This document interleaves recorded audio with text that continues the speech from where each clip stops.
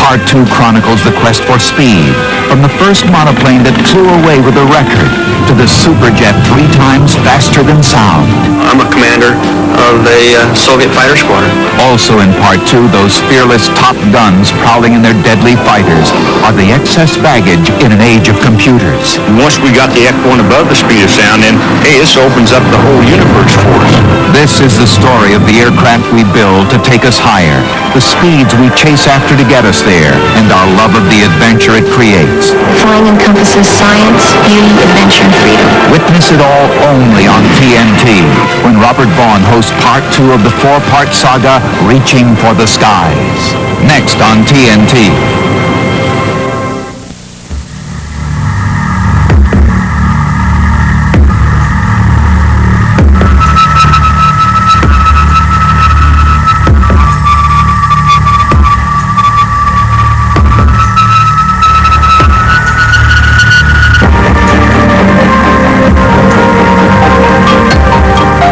Ever since man first flew, he has been driven to build faster and faster airplanes. The SR-71 Blackbird flies at 3 times the speed of sound, faster than a rifle bullet, another milestone in the quest for speed.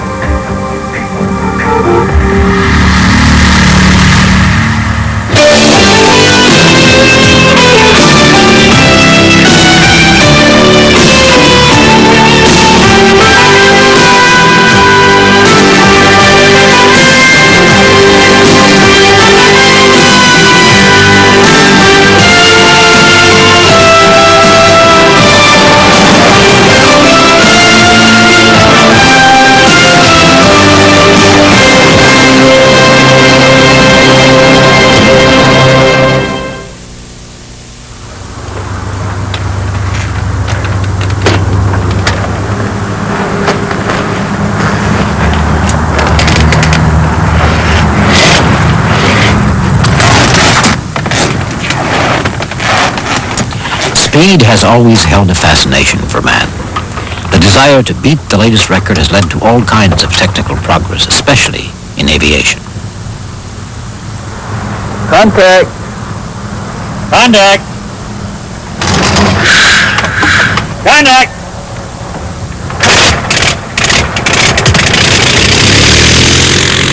In 1909, this Curtiss Pusher was the fastest airplane in the world. Glenn Curtiss had built and raced motorcycles in his craving for speed. He built the 60-horsepower Pusher to compete in the Gordon Bennett Trophy race at the world's first air show at Reims in France in 1909.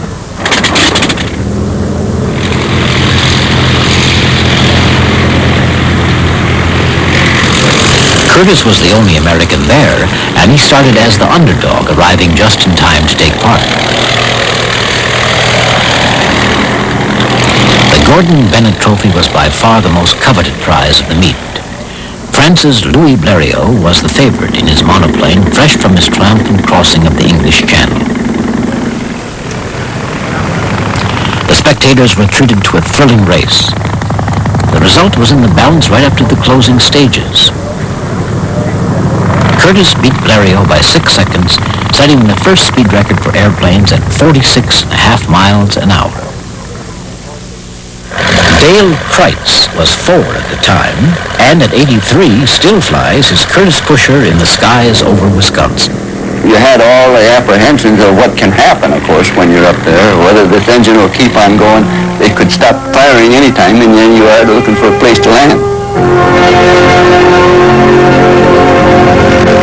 You work more flying the Curtiss Pusher in the 10 minutes than you flying all day in a normal airplane, because the airplane has no stability whatsoever, because the air currents are rising faster than the airplane moves forward.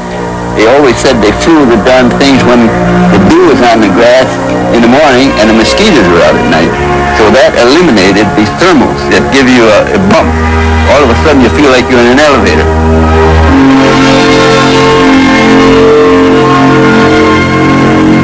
You're just sitting there floating along in the air with nothing under you, and you just feel like you're accomplishing something out of this world.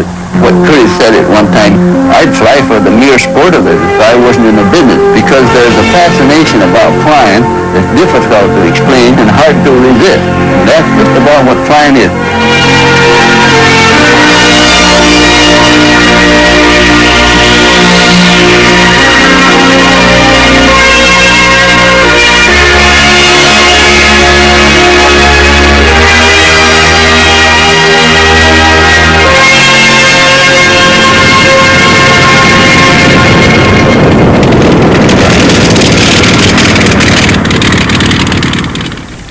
The air-mated rings created enormous interest in aviation. Air racing was clearly a moneymaker. Cities across Europe and America put up ever bigger prizes to attract the aviators.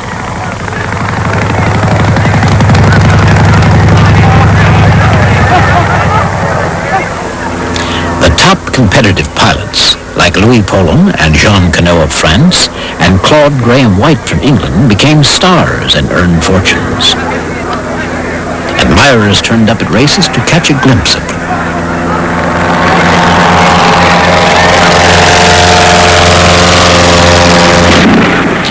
Death only added more drama to the occasions.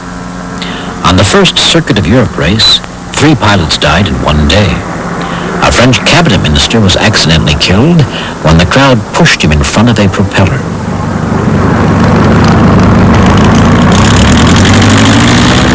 But closeness to danger only drew bigger crowds and attracted more pilots with the will to win. The speed of aircraft moved steadily upward. To make them faster, designers improved their machines. The maze of struts and wire of the pusher biplanes gave way to the sleeker monoplanes. By 1911, Edward Newport had raised the record to over 80 miles an hour in a monoplane. By 1913, it had reached 126 miles an hour. France was the most advanced nation in aviation. They took pride in the achievements of their pilots. At the heart of that success was a revolutionary new engine. Many early aircraft had water-cooled engines which were heavy and tended to overheat. French engineers hit on the idea of making the engine spin with the propeller, cooling itself in the process and also reducing weight. The result was the rotary engine, which powered most record-breaking aircraft of the day and many others like the British Avro 504.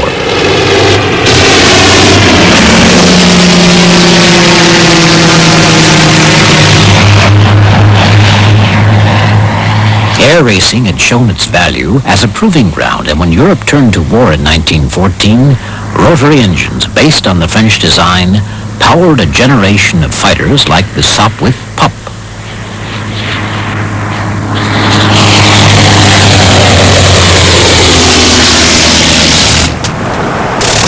On the racing circuit, one event more than any other came to symbolize the quest for speed. It started at Monaco in 1913. Jacques Schneider, the French Undersecretary for Air, wanted to promote the design of seaplanes. He donated a magnificent trophy for which international teams would compete. After the war, the Schneider Cup became the most coveted prize in aviation.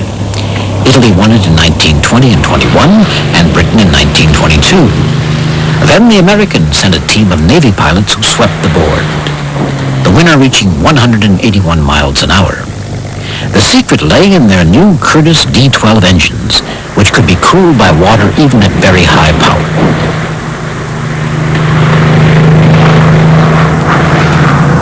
In 1925, an American Army pilot, James Doolittle, won the trophy. Then the United States government withdrew financial support, leaving the Schneider Cup to the Europeans. The 1927 race was held in Venice between the Italians and British. Both teams had new aircraft. The Italian N-52s gradually dropped out with engine problems, leaving two S-5s to romp home. Flight Lieutenant Webster won at 281 miles an hour. Britain won the 1929 race, and in 1931, John Boothman ended the saga of the Schneider Cup by winning it outright. Then George Stainforth broke the world speed record at 407 miles an hour.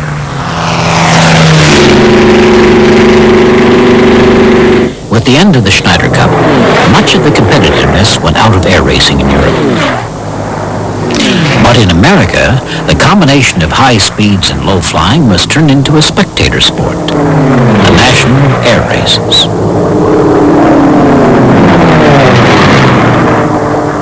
They were a potent mixture of spectacle and danger for the crowd, and cash, glamour, and glittering prizes for the pilots.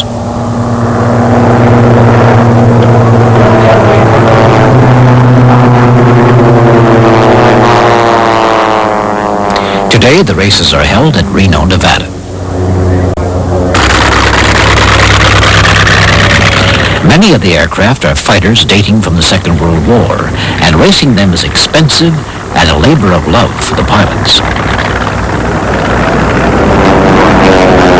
But winning remains the objective, and the setting is openly gladiatorial. While the crowds wait for the racing to start, the organizers entertain them with stunt flying and razzmatazz.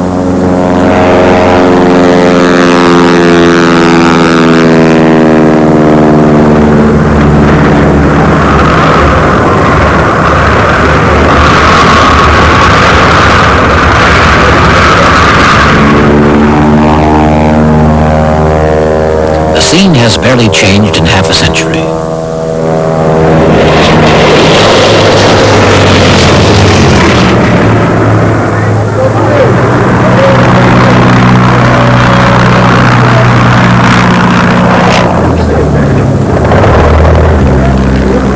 However daring the barnstormers, the main attraction was always the mass takeoff for closed-circuit races like the Thompson Trophy.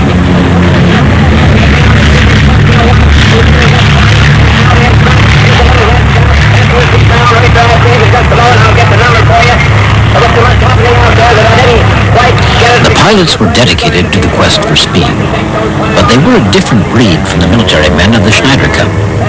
They were self-sufficient types, adventurers, garage mechanics, and showmen operating on a shoestring, and one of them, Benny Howard, built his first aircraft to carry bootleg whiskey.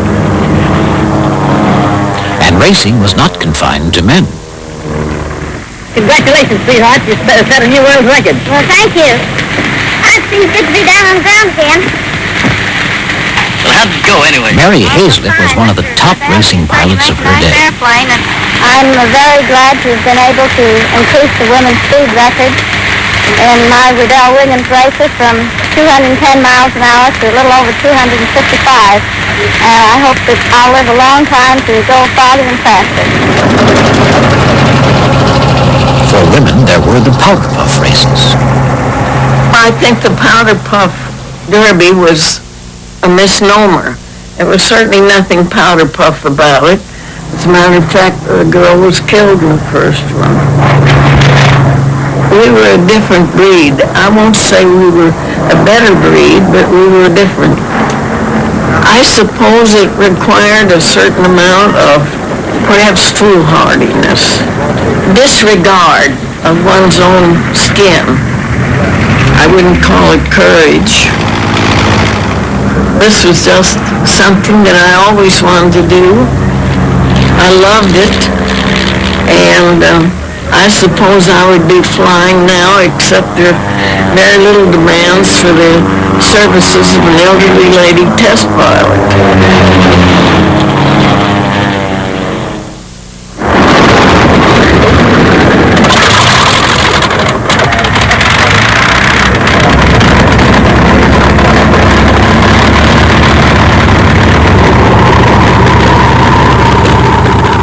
Engine power remains the hallmark of a racing aircraft.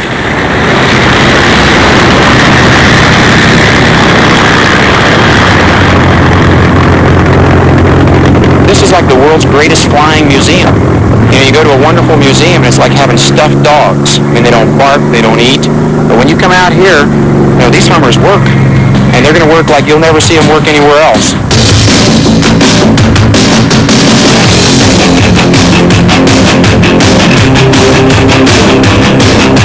You hold of an airplane here and literally take your life in both hands.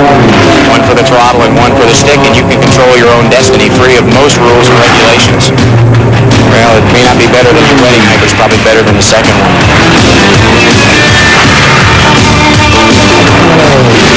You know, adrenaline is a naturally induced narcotic, but it's stronger than most narcotics. And once you get it moving around in there, I mean, it's a rush that's hard to describe. And you get it when you get this puppy moving.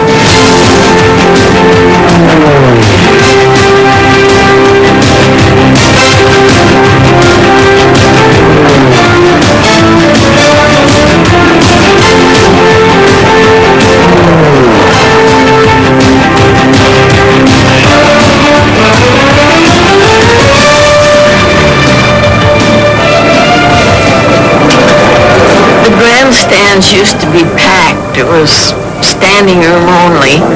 But I think it was partly the same motivation that the Roman crowds had to come and see the Christians torn up by the lions. Partly a macabre feeling that if they stayed long enough there was going to be a disaster. And there always was. The cost in lives was high, but there were always new pilots waiting to race. To stay competitive, safety was often compromised for speed. The tiny GB racer was nearly all engine and it was very difficult to handle. One pilot who flew it was the Schneider winner, Jimmy Doolittle. If you take an airplane up in the air and just set everything just right, the airplane will fly itself. The unique thing about the GB is that if you took it up in the air, no matter what you did, if you let go of it, it took over. And apparently in an effort to destroy itself, you with it. But the GB was fast. In 1931, Lowell Bales, a racing pilot, took one to challenge the speed record for land planes held by the French at 278 miles an hour.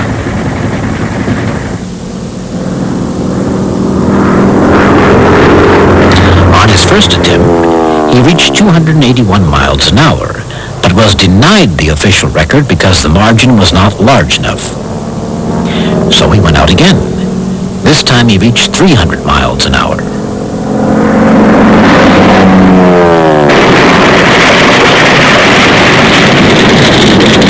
Bales was killed instantly. The following year, Jimmy Doolittle did break the record in a GB. He retired from racing shortly afterwards. Only 3 were ever built, and both the others crashed, killing their pilots.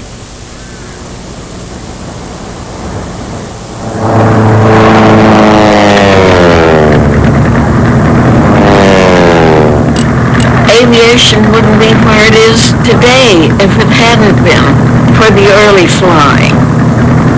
Racing advanced the design of the airplanes. The owners were constantly trying to make them safer, make them faster, perhaps make them faster rather than safer. I think their place in history is well earned.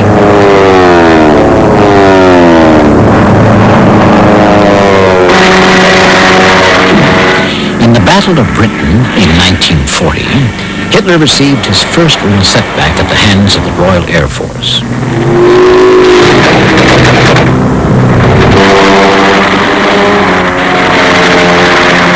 Victory was based on 2 British fighters, the Hurricane and the Spitfire. Of the 2, the Spitfire was the faster.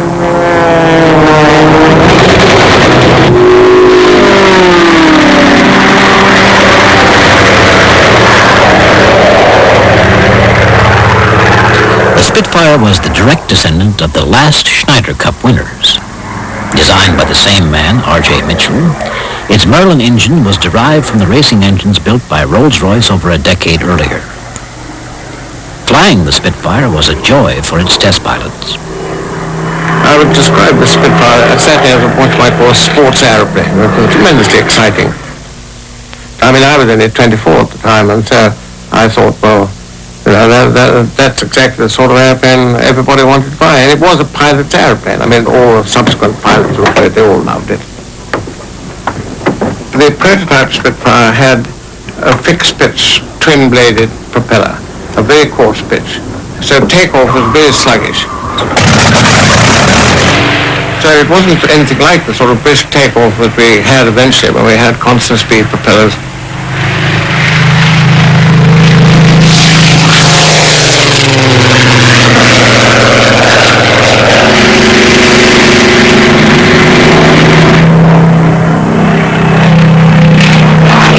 Nearly all previous fighters in the Air Force had been air-cooled, and they therefore had rather large, bulbous engines. The Spitfire, with its 12-cylinder inline engine, had a beautiful, long, sort of sleek nose, and as an airplane, it had the look of a thoroughbred about it.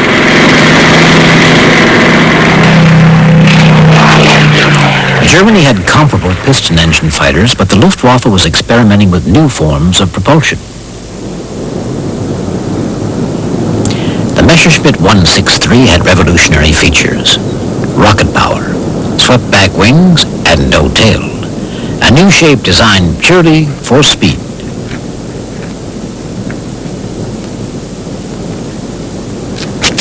There was no room in the wings for a retractable undercarriage, so the wheels were designed to fall away after takeoff. Its fuel was a volatile cocktail of hydrogen peroxide, hydrazine hydrate, methyl alcohol, and water. Pilots had to be protected against the fuel, which would dissolve them. The aircraft was tricky to handle, and new pilots had yet another problem. There were no two-seat training versions, so their first flight had to be made alone. The rocket plane was so secret that seeing it for the first time came as quite a shock to its pilots. Nachdem man mich in die Halle geführt hat, after I had been taken into the hangar and had seen the bird, I was very excited. It was simply a winged plane driven by a rocket. The exhaust was roughly a little longer than a sewing machine. Es konnten zwei Mann das... Two men could lift the motor in and out, but the power was enormous. Die Leistung war enorm.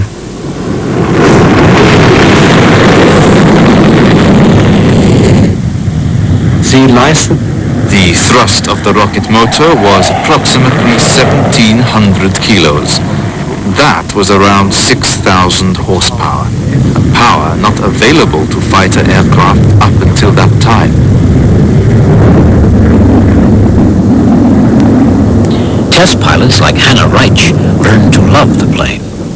And I can only tell you, it was fascinating. It was like thundering through the skies, sitting on a cannonball, like being intoxicated by speed. It was only an overwhelming impression.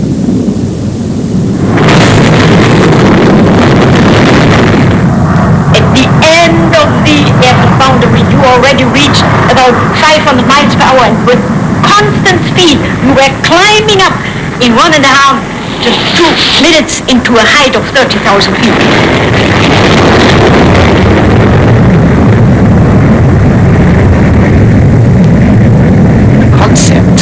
Was quite unique. 163 was an electrifying aircraft because it had this startling rate of climb. Normal fighters had a rate of climb of about 3,000 feet a minute. The 163 was climbing at 14,000 feet a minute initially. But of course, on the other side of the balance was the fact that it had very limited endurance. And indeed, at the throttle was held at full power from the rocket, it only had 3 minutes. In the closing stages of the war, the Messerschmitt 163 was used to intercept Allied bombers. Its scoring rate was disappointing, but it startled Allied crews. Two of them hit us. Actually, they appeared like a bat with a white exhaust coming out, and all of a sudden they turned and it came down vertically, and I realized that was something different. And for a moment I was wondering, it was just the secret weapon that Hitler's always saying he's going to hit us with. they just amazed us because they could outmaneuver and outrun any airplane that we had at the time.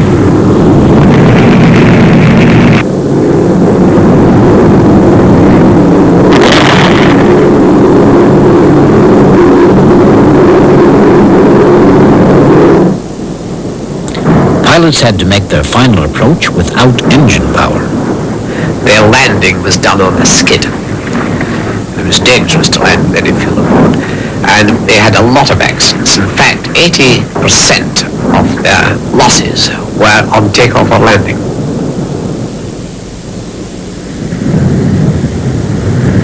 On one occasion, Hannah Reich had to land with the wheels still attached.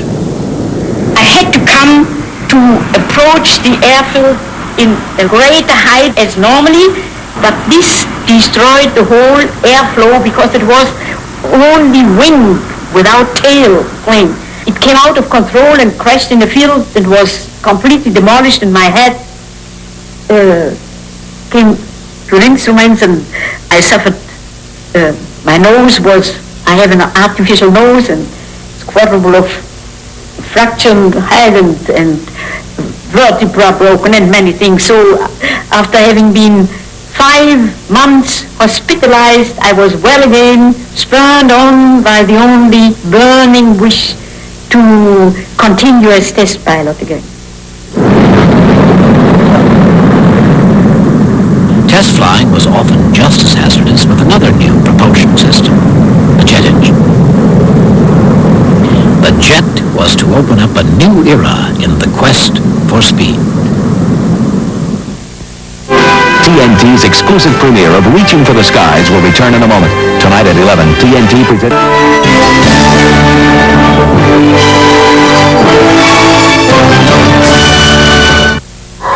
TNT's exclusive premiere of Reaching for the Skies.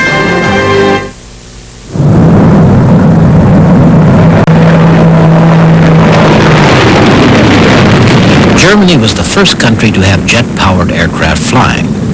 But the creator of the jet engine was a young Royal Air Force officer, Frank Whittle. He patented the engine in 1930, but the British Air Ministry was slow to see the possibilities. He was kept starved of resources, and progress was painfully slow. His counterpart in Germany freely acknowledges Whittle's lead. If the Air Ministry would not have denied support to Sir Frank, he could have brought to work a jet engine at least 4 years earlier. That would have been a deterrent for Hitler to go into Poland and risk a war with England and France. Hans von Ohain worked for Heinkel. By 1941, they were building a prototype fighter, the 280. Messerschmitt was building another.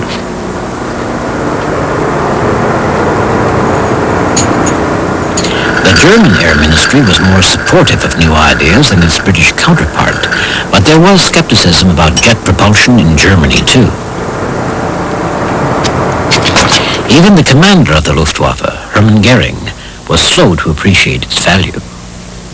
They thought, these are Heinkel's play toys, which have no future. Also, the imagination of the war would be very short, and in that time it would be won by normal piston engines. Now, Heinkel was ready first, and flying at over 500 miles an hour. But it was the rival Messerschmitt, the 262 with its longer endurance, which went into mass production as a fighter.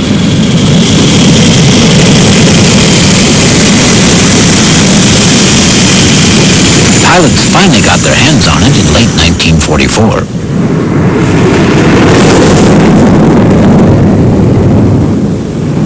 For me, it was all sunshine. I felt like an emperor. When I was in a 109 together with 10 Mosquitoes, then I had no chance. But with the 262, I was laughing. I took off, left the Mosquitoes and the Mustang standing. Naturally, the disadvantages showed up on operations. it was difficult for us to find a good position from which to shoot at the opponent, because the difference in speed could not be reduced. And so it often happened that we flew right past opponents without having a chance to shoot at them, simply because we were too fast.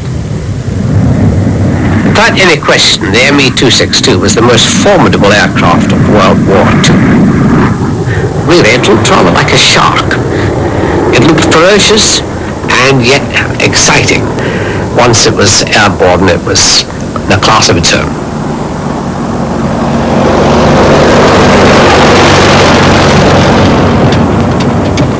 Group Captain Eric Brown flew captured 262s after the war. Their jet engines had, to the best of our knowledge, a scrap life of 25 hours because of that stage of development. Of course, the German engines were very shaky. And, of course, without documentation, there was always that slightly nervous feeling that you were perhaps flying a jet engine with 24 hours and 50 minutes on it. But the Germans, having lost command of the skies, took a more realistic view. Why should the engine live forever when the pilot would be killed with the airplane in combat much sooner? At over 600 miles an hour, Messerschmitt's rocket-powered 163 and jet-powered 262 were the fastest aircraft of the war.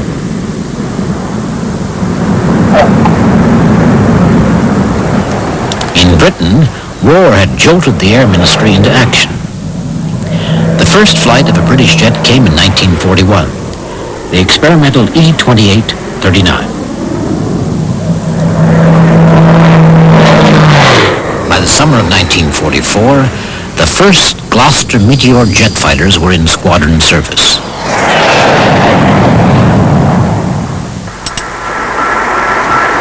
After the war, a new fight began. We suddenly found ourselves competitive with our allies because the enemy had evaporated. And it became a race, quite frankly, between the Americans and ourselves to be the first to break the sound barrier, which was the big goal in those days.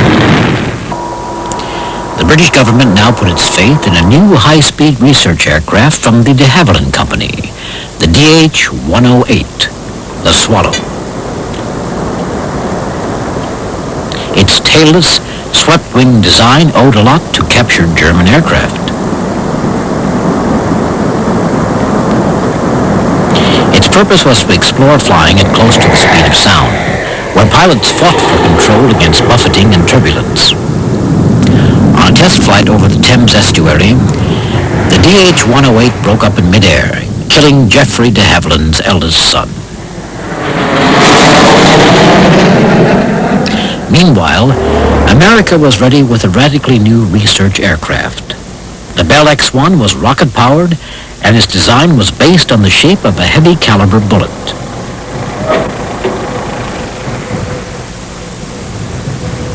The pilot was Captain Charles Chuck Yeager. And I remember Colonel Boyd, our boss at Flight Test, coming out here to Muroc and saying, hey, we're not going to hurt anybody. And he cited as an example of the DH-108 killing a couple of pilots. And so the British stopped all research and development in the high Mach region. And it hurt them badly even today. And consequently, he didn't want the U.S. Air Force to get into that position.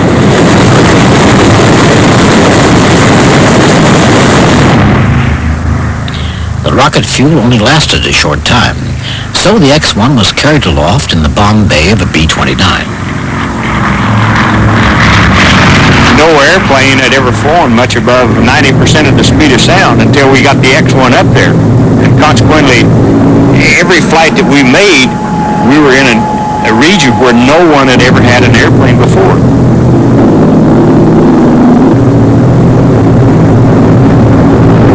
Basically, flight testing in the old days, we didn't have wind tunnel data. We didn't have simulators or computer technology.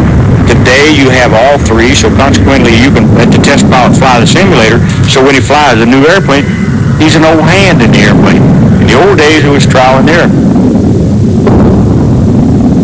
On the 14th of October, 1947, Chuck Yeager flew faster than sound.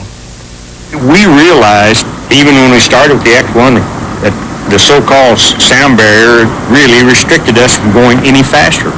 And once we got the X-1 above the speed of sound, then, hey, this opens up the whole universe for us. A year later in Britain, John Derry took a DH-108 through the sound barrier. Speed still attracted a crowd. The Farnborough Air Show of 1952 was packed to watch Derry fly supersonically in a new de Havilland fighter, the DH-110.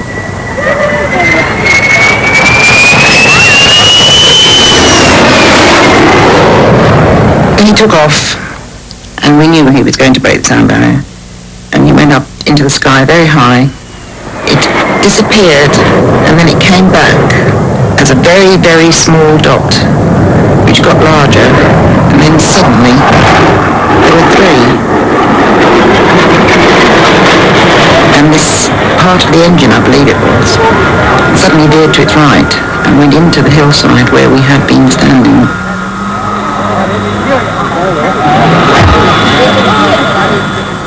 There was this awful silence, and then there's noise, screams, cries, ambulances, the lot.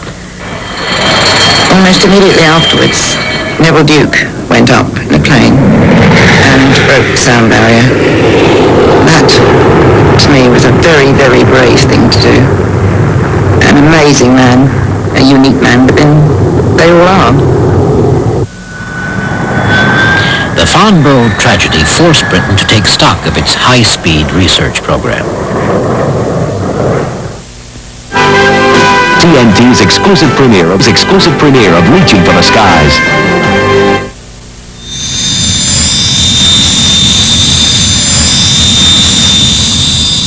America, with its huge resources and determination to succeed, was helped by experience and knowledge gained from the British and the Germans. The Americans built and launched the first fighter to operate at the speed of sound, the F-86 Sabre.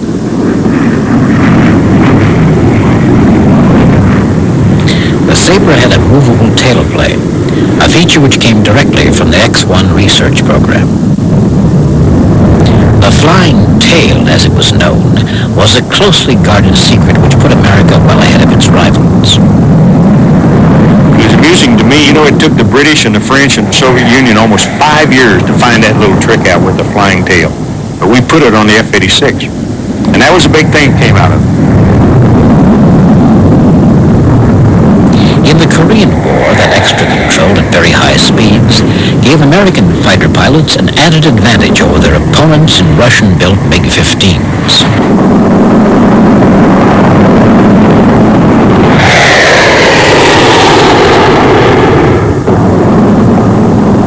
The quest for speed was now centered in America, where the X-1 was just the first in a line of experimental aircraft known as the X-Series. Chuck Yeager flew at 2.5 times the speed of sound in 1953. In 1956, Mel Abt died after touching Mach 3 in the swept-wing X-2. By 1960, the X-15 was flying even faster, and ultimately it reached nearly 7 times the speed of sound. We would be nowhere in aeronautics and space if we hadn't had the X program. And we could see and vision that we were going to continue with research airplanes and that all the way to orbit and space, which was our goal. The quest for speed was still an exciting human adventure, but it was, too, a highly complex one. It was a development of afterburner engines, different configured airplanes, swept wings, delta wings, thin wings, thick wings, and primarily into stability and control, ejection seats, pressure suits, all of the things that's associated with airplanes and speed we were working on in the late 40s, early 50s. And we worked on parachutes, spent a lot of time in centrifuges, working on G-suits, worked on helmets, oxygen masks, and everything that goes along with airplanes. was a wonderful era because we tried out so many different kinds of airplanes and so many different propulsion systems, and the rewards were very great. Turning these rewards into practical aircraft was up to designers like Lockheed's Ben Rich. The biggest problem with the X programs is they were transient programs. The X airplanes, they went Mach 3 for 6 seconds, whereas we had to develop airplanes that you had to fly not for just seconds, but for minutes and maybe hours at supersonic speeds. The impetus behind the X program was to build ever faster fighters, to give pilots an edge over the enemy. The first to operate at twice the speed of sound was the Lockheed Starfighter. Even now, the top fighting speed of aircraft is not much higher. And their job is still the same as the Sopwith, the Spitfire, the Messerschmitt 262, and the Sabre, to use speed to intercept the enemy.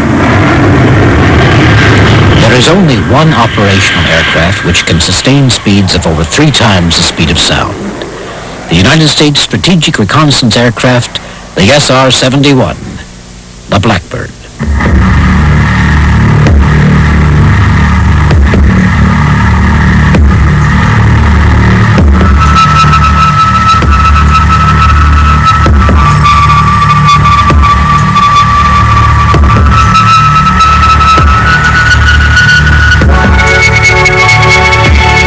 The SR-71, with its ominous beauty, is one of the world's classic aircraft.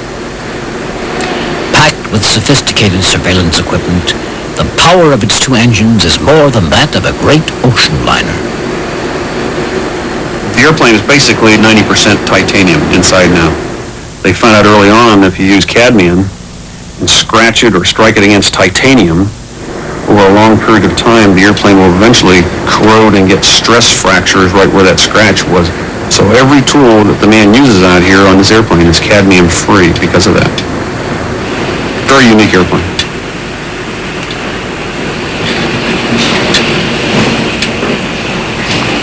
The skin of the airplane in places is actually the outside of the fuel tank. So once you get this tremendous heating, therefore expansion, contraction when it comes down and cools, it causes a little bit of wear and tear on any place there might be a rivet. We haven't developed a way to stop that fuel leakage over the years, and we don't really get too concerned about it because the fuel's not very volatile. If you threw a match into a puddle of the fuel, the match would go out. They say if you threw a bucket on a roaring campfire, it'd probably put the campfire out. Now, I don't want to try that, but that's what they say. For the men who take the Blackbird for a 9-hour flight to the edge of space, the long preparations are amongst the most meticulous required of any flyers anywhere in the world. These crew members are under the same stresses that astronauts are under. We are at altitudes above 50,000 feet up in the high altitude range near space. In fact, this suit has a pressure differential great enough to go all the way to the moon if necessary. Pressure suit provides you your own protection. It's like your own little mini environment. You got your controllers to maintain your temperature.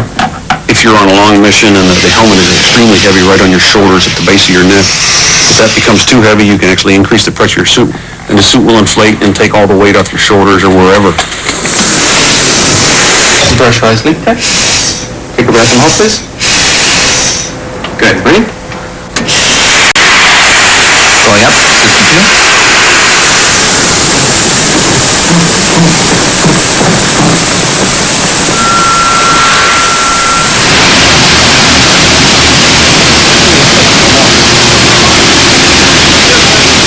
These people are not superhumans. In fact, even a few of the crew members you'll see sneaking a little pink rabbit or something into their suit as a good luck charm.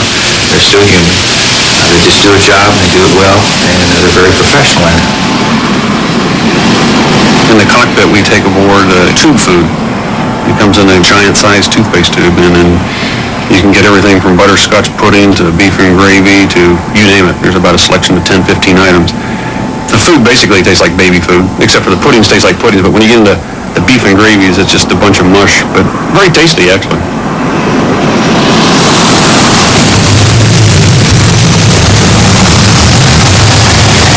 There are airplanes that can go 80,000 plus feet. There are airplanes that can fly about as fast as we do. But the big difference between us and them is that we get up there, we go that fast, we go that high, and we stay there.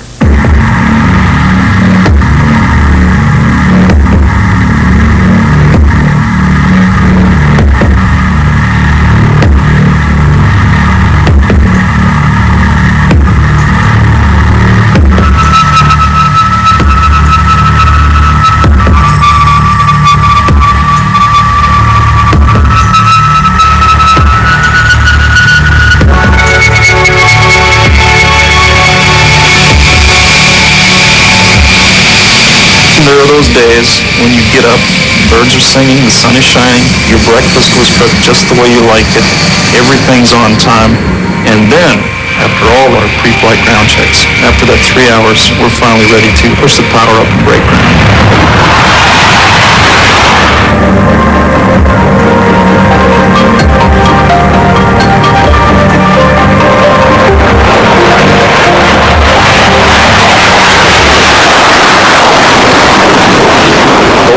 Light at the same time, you can feel the acceleration and you just point the nose at the sky and go.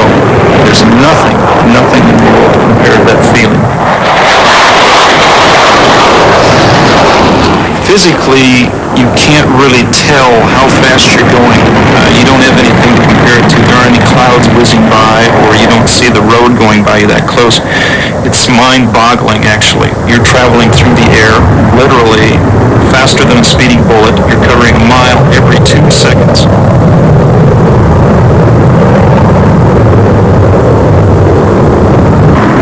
For a quarter of a century, the Blackbird has been regularly flying faster than any other aircraft in the world. What more can aviation achieve in its unrelenting quest for speed? We can go as far as man's imagination. We have the capabilities today that if you can think about it, we can do it. We have the materials, the know-how. We have the capabilities today to fly Mach 6, to fly Mach 11. The question is, can we afford it and do we need it? If you have answers to both those questions, I say yes, we can do it.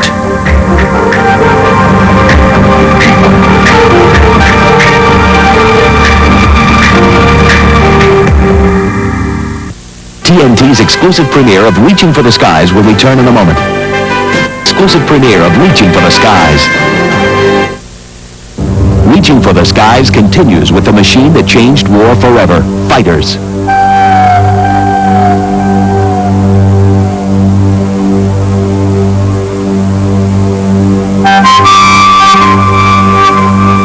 One airplane, above all others, demonstrates man's mastery of the skies. The fighter.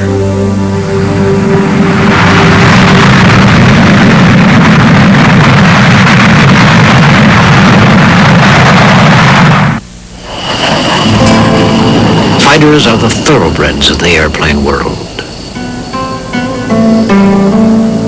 Theirs is a demanding task to seek out and destroy the aircraft of the enemy. So they are designed to fly at the very limits of what's possible, extracting the last ounce of performance from airframe and engine.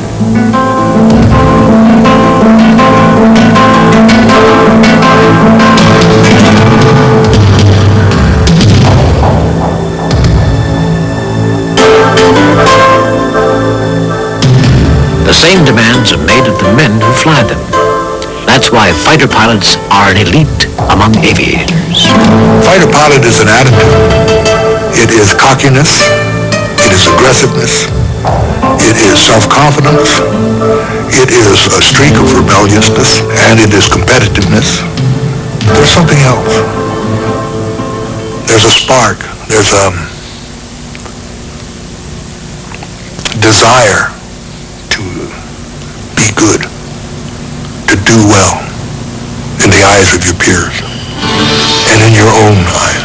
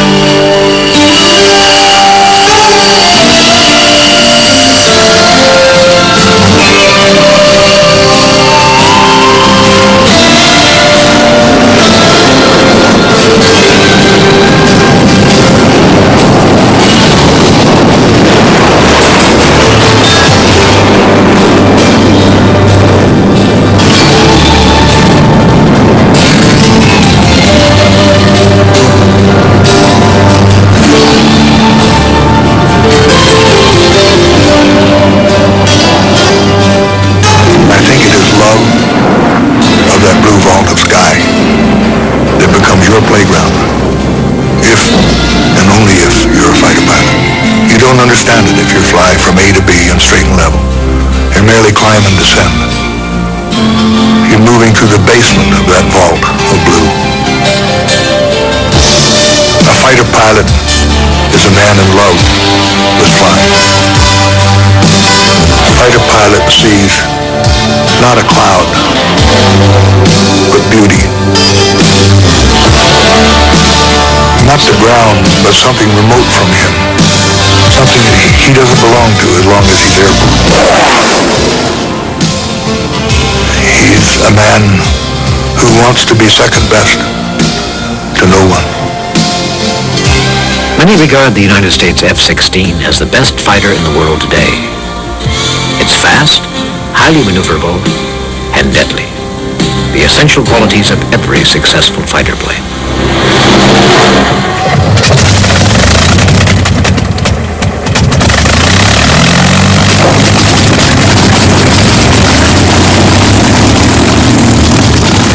In World War II, there were few fighters more successful than the P-51, the Mustang. Introduced in 1943, it was the long-range fighter with the job of escorting Allied bombers over Germany. Unlike earlier fighters, such as the Spitfire or Lightning, it had the range to fly deep into the Reich.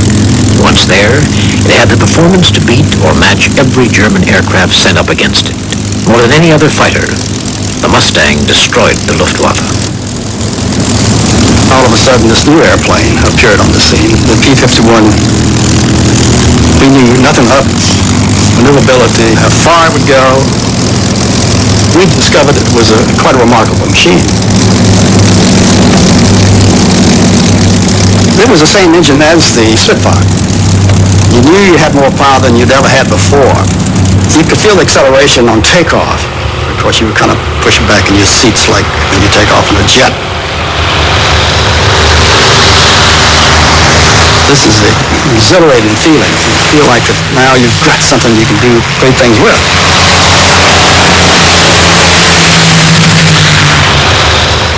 Beautiful little airplane. Fell in love with that immediately.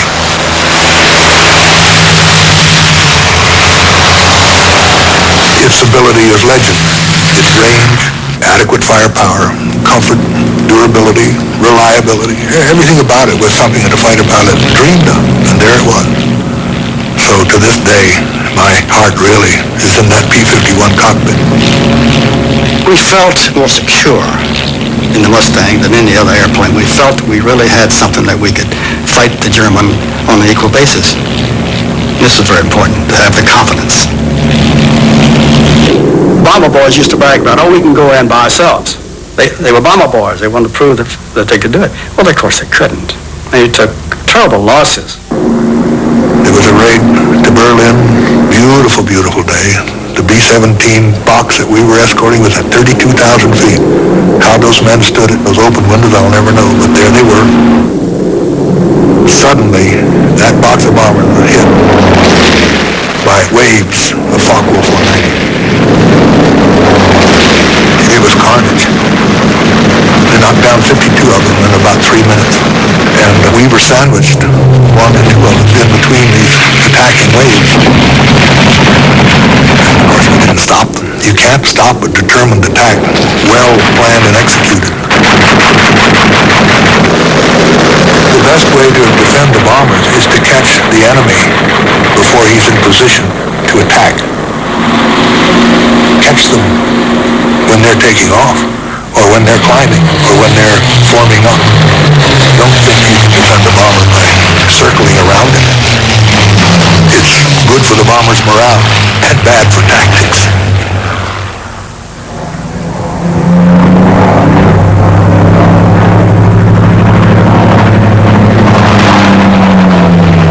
Take 1,000 bombers, a bomber stream of 1,000. That's a lot of land up in the air to try to cover.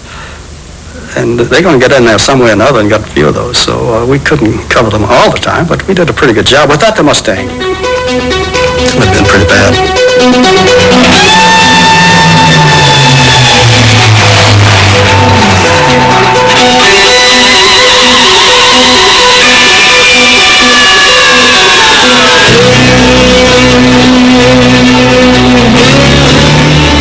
Throughout the war, fighter pilots were glamorous figures, standing out as individuals in a striking contrast to the anonymous scale of modern warfare.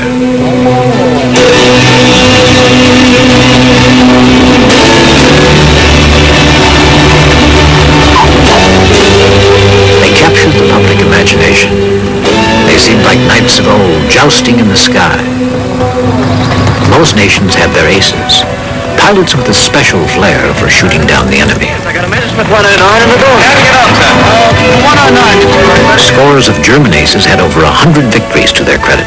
Und von vorne an, ich hatte gerade direkt außen fliegen, vor mir aus ca. 200 Meter Entfernung. Air forces were quick to exploit their achievements, turning them into heroes to raise morale at home.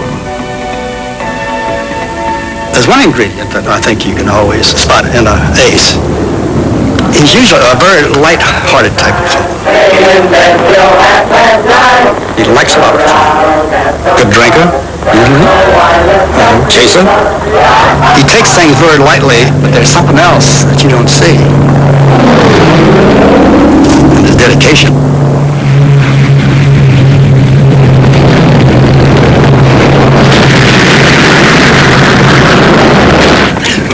There was very little arrogance about it. There was a certain amount of humility.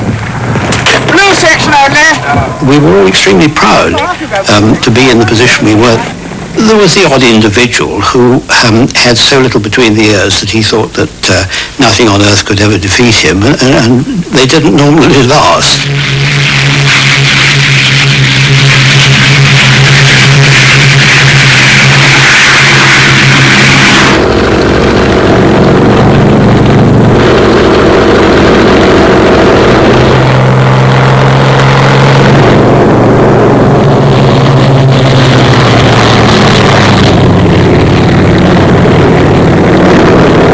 Understand, aerial combat is not a set piece.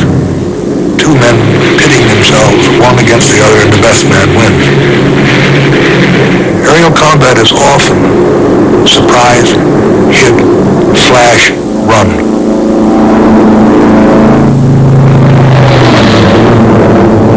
You engage, you fire, you look around, and the sky is empty.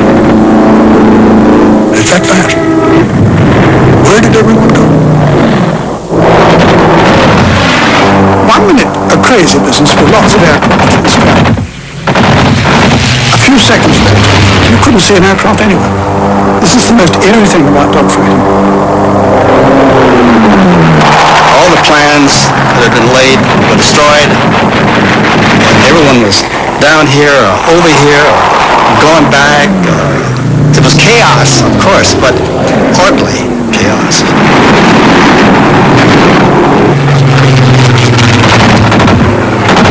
When you actually fire, the aircraft twists back around like a horse because the recoil from 8 guns is quite considerable. I was shot at many a time, and the strange thing is, in the air, you can smell cordite or hot lead. It's the most unpleasant smell, particularly when you're flying something full of high-octane fuel. It's a catch-22. You can't teach it unless you've been there. If you haven't been there, you can't learn it. And the point that cannot be trained is that in the first couple of seconds of one of those engagements, somebody dies. It's very difficult for the inexperienced pilot to accept. You sense very quickly in an engagement the ability of your opponent. He was a new kid. You almost felt sorry for him, or he was an old head. And the 109 in an experienced pilot's hand was a very formidable adversary. Well, the first kill was an FW-190. I just pulled it a little tighter and put my sights about 10 degrees beyond the nose and hit him right in the cockpit. And he just kind of rolled over and went in. Well, whether that scene was not as delightful as I thought it would be, and I wanted to get away from what I had done. I've often thought about that. But I was very excited about it, and I was very proud.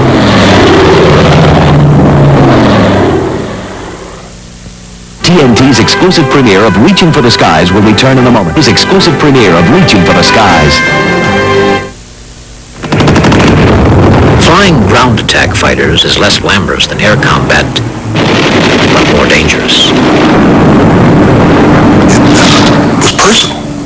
Strafing a truck, bombing a railroad yard, trying to bomb a bridge. Very personal. You were right in the front line. Down to earth, we called it.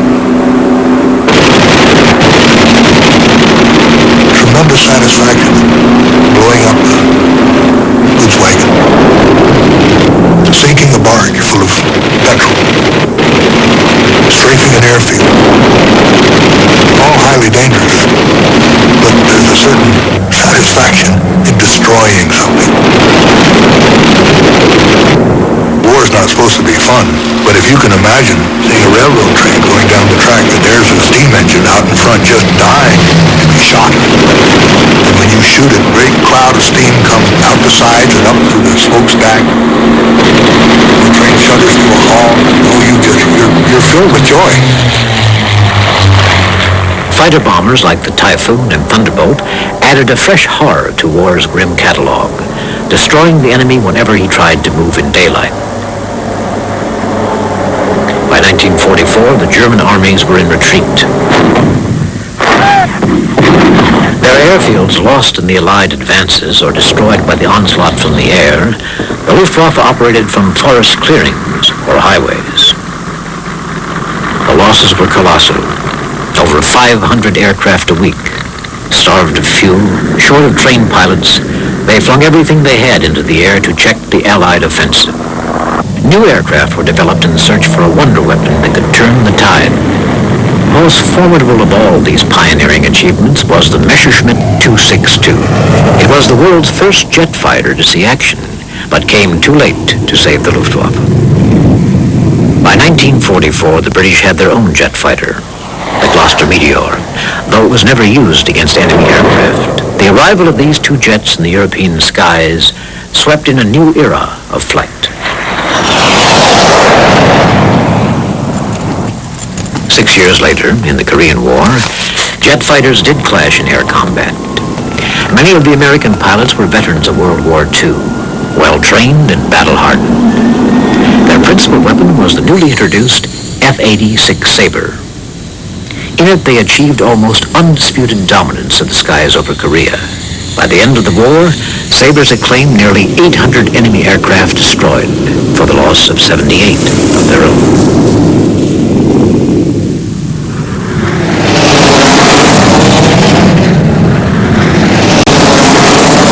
The transition from piston-driven, propeller-driven aircraft to jet-propelled aircraft was not as dramatic a change as one might imagine.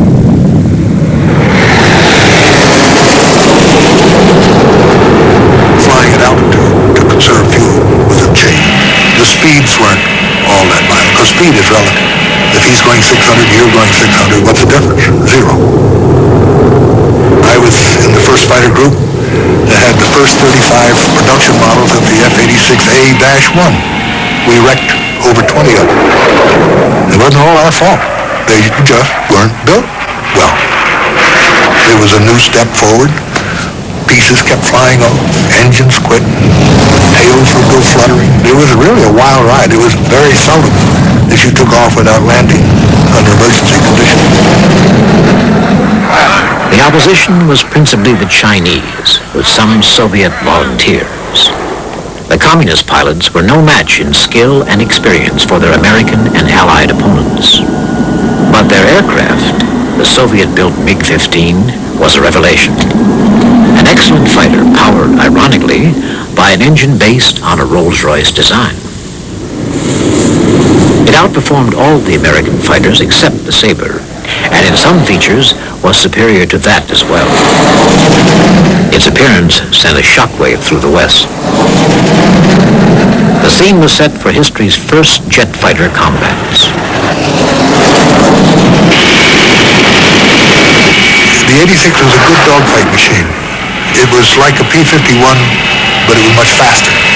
Good visibility, rugged, reliable. The later models didn't fly apart. The time span between the two wars was not great enough for us to have lost the knowledge that it would be.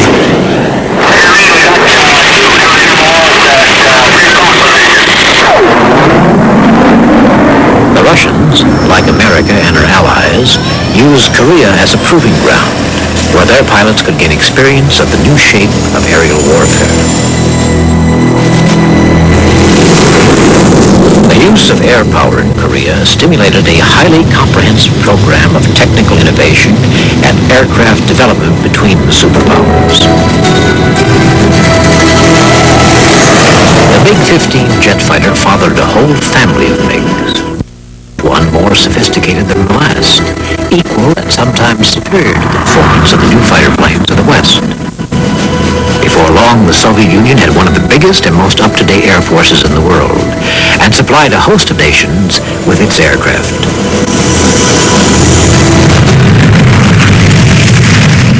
Since Korea, pilots of the superpowers have never again met in combat.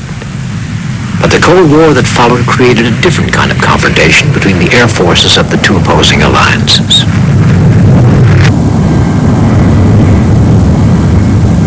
To this day, the air crews of both sides keep up a constant vigil, tracking every move the other makes.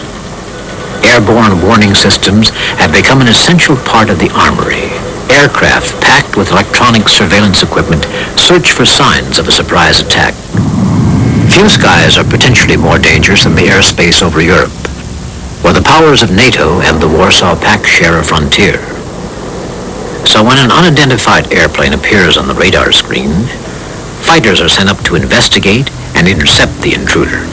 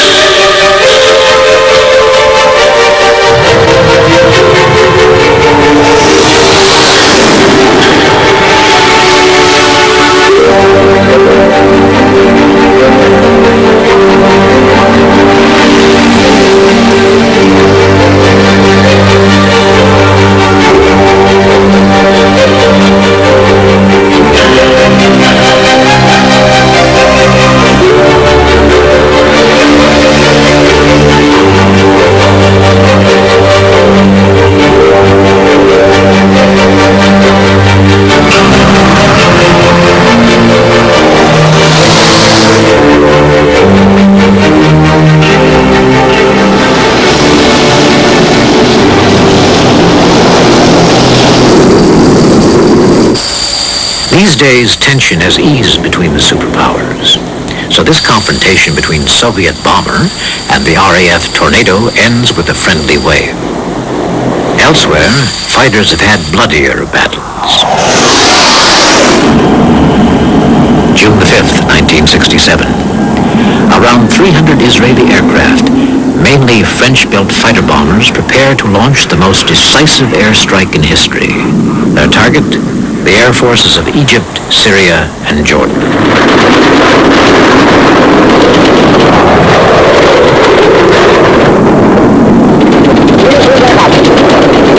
However sweet the victory, for the pilots it remains an impersonal experience.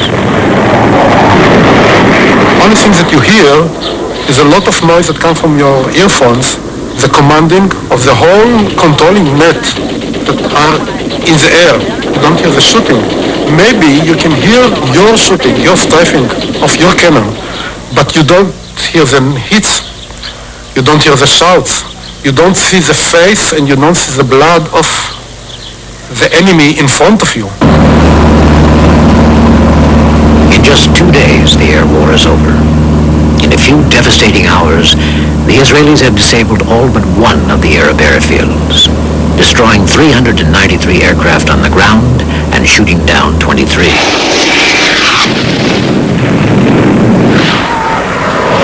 With total command of the skies, Israeli fighters can now give tactical support to their soldiers as they advance across the desert.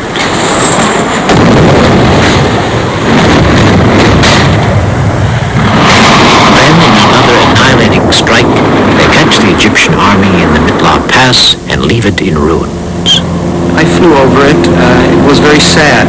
Looking down and seeing remains of burnt-out vehicles, thousands, literally thousands of vehicles that were not going to go anywhere anymore. It looked like an enormous scrapyard. In all its years of combat, it is the jet fighter's most impressive victory. In Vietnam, the air war was very different.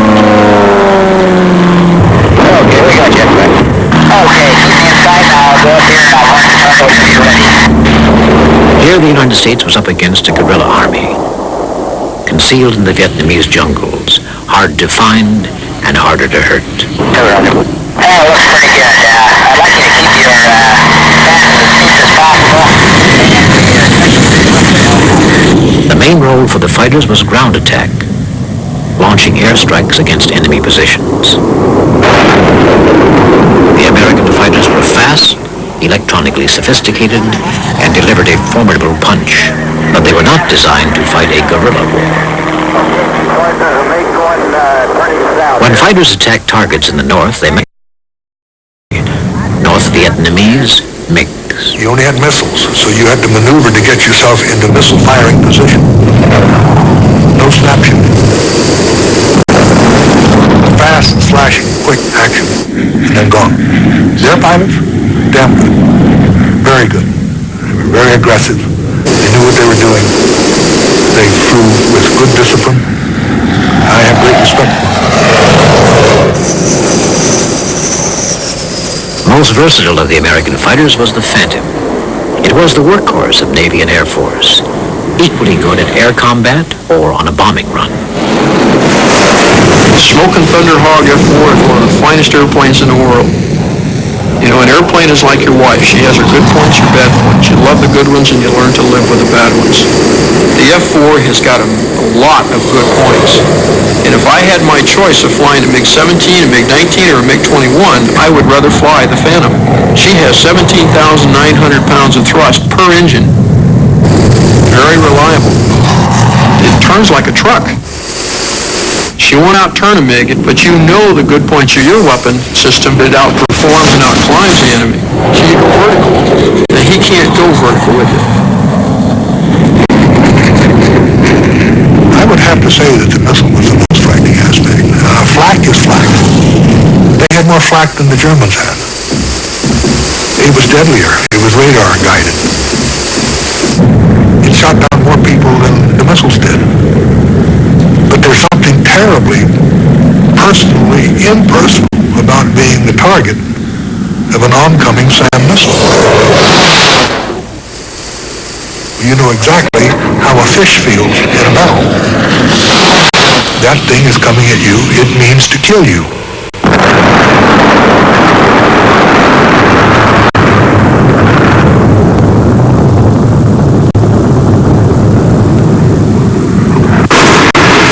The missile, quite frankly, was terrifying.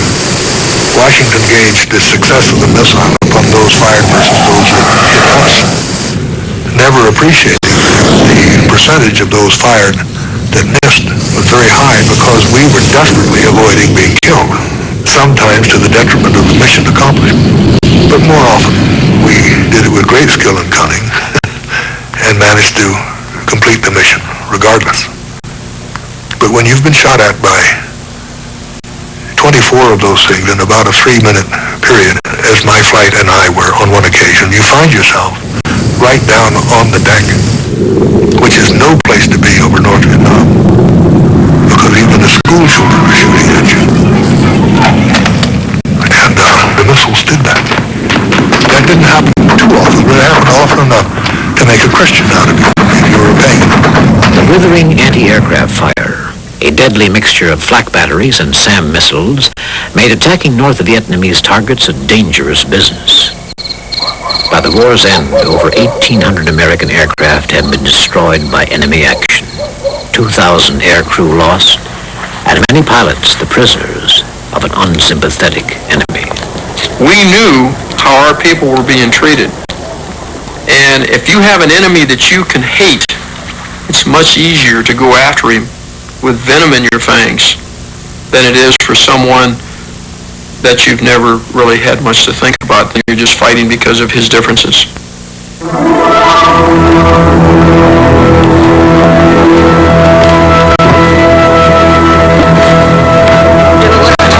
During the years after World War II, technology advanced tremendously. People with many, many degrees climbed into their crystal palaces and their golden domes and forgot. The lessons of the past were forgotten. Much was driven by the superior knowledge and the ego of the designers. They didn't appreciate the use of fighters. They've been thinking so long about nuke strike. What do you need a gun for? Oh, the Sidewinder will solve everything. You didn't put a gun on the F-4. I flew an entire year of combat without a gun on the F-4. I managed to shoot down 4 MiGs. But if I'd had a gun on that F-4, I say unequivocally, without any doubt in my mind, I could have shot down 9 more MiGs.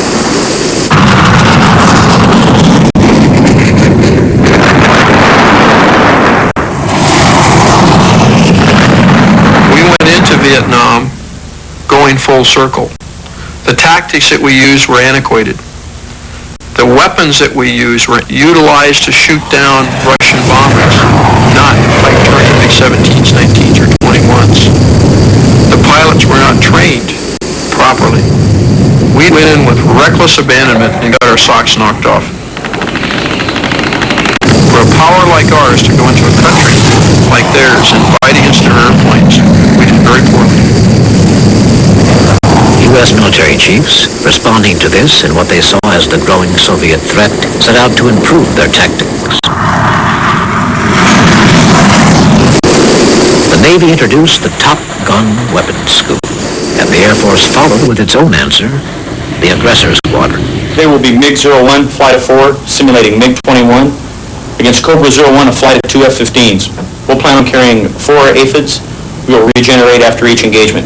The Air Force's aim was to simulate as closely as possible the reality of air combat. We'll take this down. That called for a force that flew and fought exactly like a potential enemy. A peacetime opponent pilots could fly against to prepare them for war. One of the keys to any war, is historians will tell you forever and ever, and it's valid right now, and that's knowing your enemy. And that's one of the things that I pride myself on, and all the aggressors do, is that we know our enemy. We study them in depth. We'll go for the Tally-Ho. I'm a commander of a Soviet fighter squadron. I fly an aircraft. It's a U.S. aircraft, but it's very similar in size and performance characteristics of the earlier Soviet fighters. The MiG-21 and MiG-23 are pretty close in size. I train like the Soviets do. We study the man. We study his hardware, his armament. You walk around our squadrons, you'll see Soviet flag, pictures of Soviet heroes. We wear the hammer and sickle on the helmet and the hammer and sickle on the equipment. Red star on our sleeve. We are basically a Soviet fighter squadron.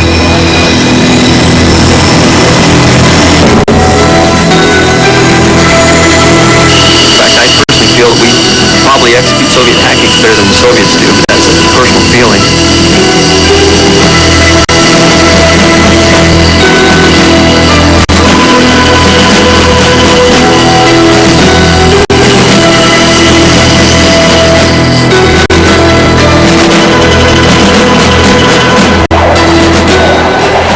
The Aggressor Squadron takes off to play its part in Red Flag, a combat exercise that's fought out on the United States Air Force's vast bombing and gunnery range in the Nevada desert. An elite force among fighter pilots, they will be the enemy, adding a realistic ingredient to the training of the pilots who fly against them. TNT's exclusive premiere of Reaching for the Skies. Challenging the aggressors is a new breed of superfighters.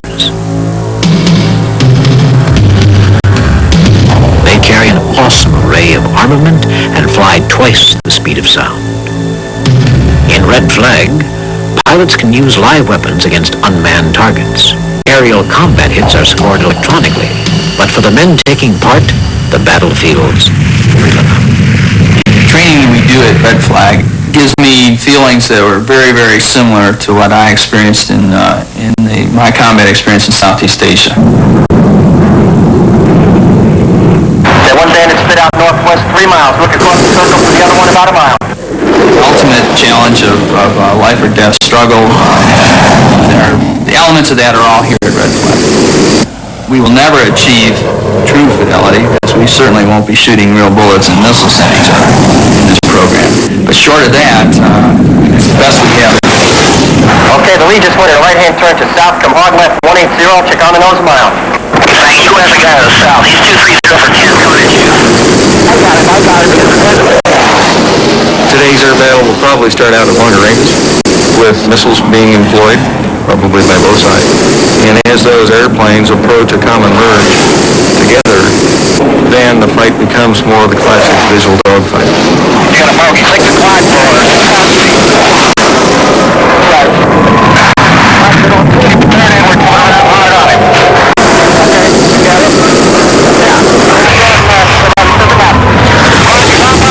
Reverse back, come back left.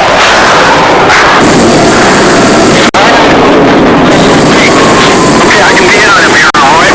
Just turn in, I'll stay right there and get him. Okay, watch the guy now, 235. Coming at you, immediately head off, Okay, I got him.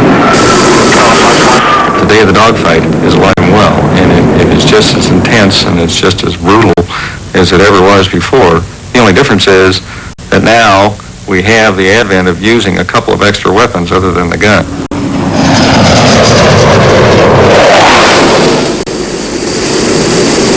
That dogfight can either be the close-in one with the gun, classic one from World War II, Korea, or it can also be a little further out where we can use some of our tactical missiles.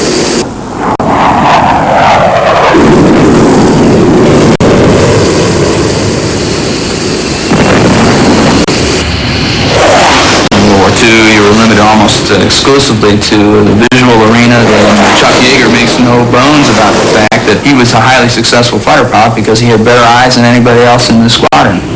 Well, today you could wear bifocals and probably beat Chuck Yeager in his World War II airplane because you'd see him on your radar much sooner and be able to employ a sophisticated weapon against him before he ever saw you with his really good eyes. So that's the difference between the past fighter pilots and what we're seeing today. After the battle comes the debriefing. The whole exercise has been monitored and recorded. Blue air players, DVR with radar missiles. In the calm of the computer room, pilots can analyze how they performed in the heat of combat.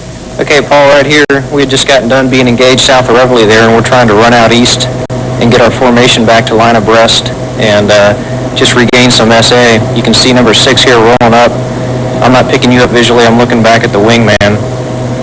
And right about here as you take your shot, number 2, or number 6 in this case, the wingman, picks you up a little bit late. You can see as your missile time's out, I get a brake call right about now, and I go into a hard left turn. But as we can see from the replay here, it's a little late. There I go into my turn. How to train fighter pilots for the stress of combat has always been a challenge.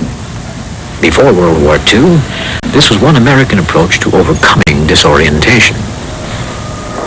The Russians were equally concerned about the effect of high-speed maneuvers on the brain, and had their own rigorous method of preparing flyers for the experience.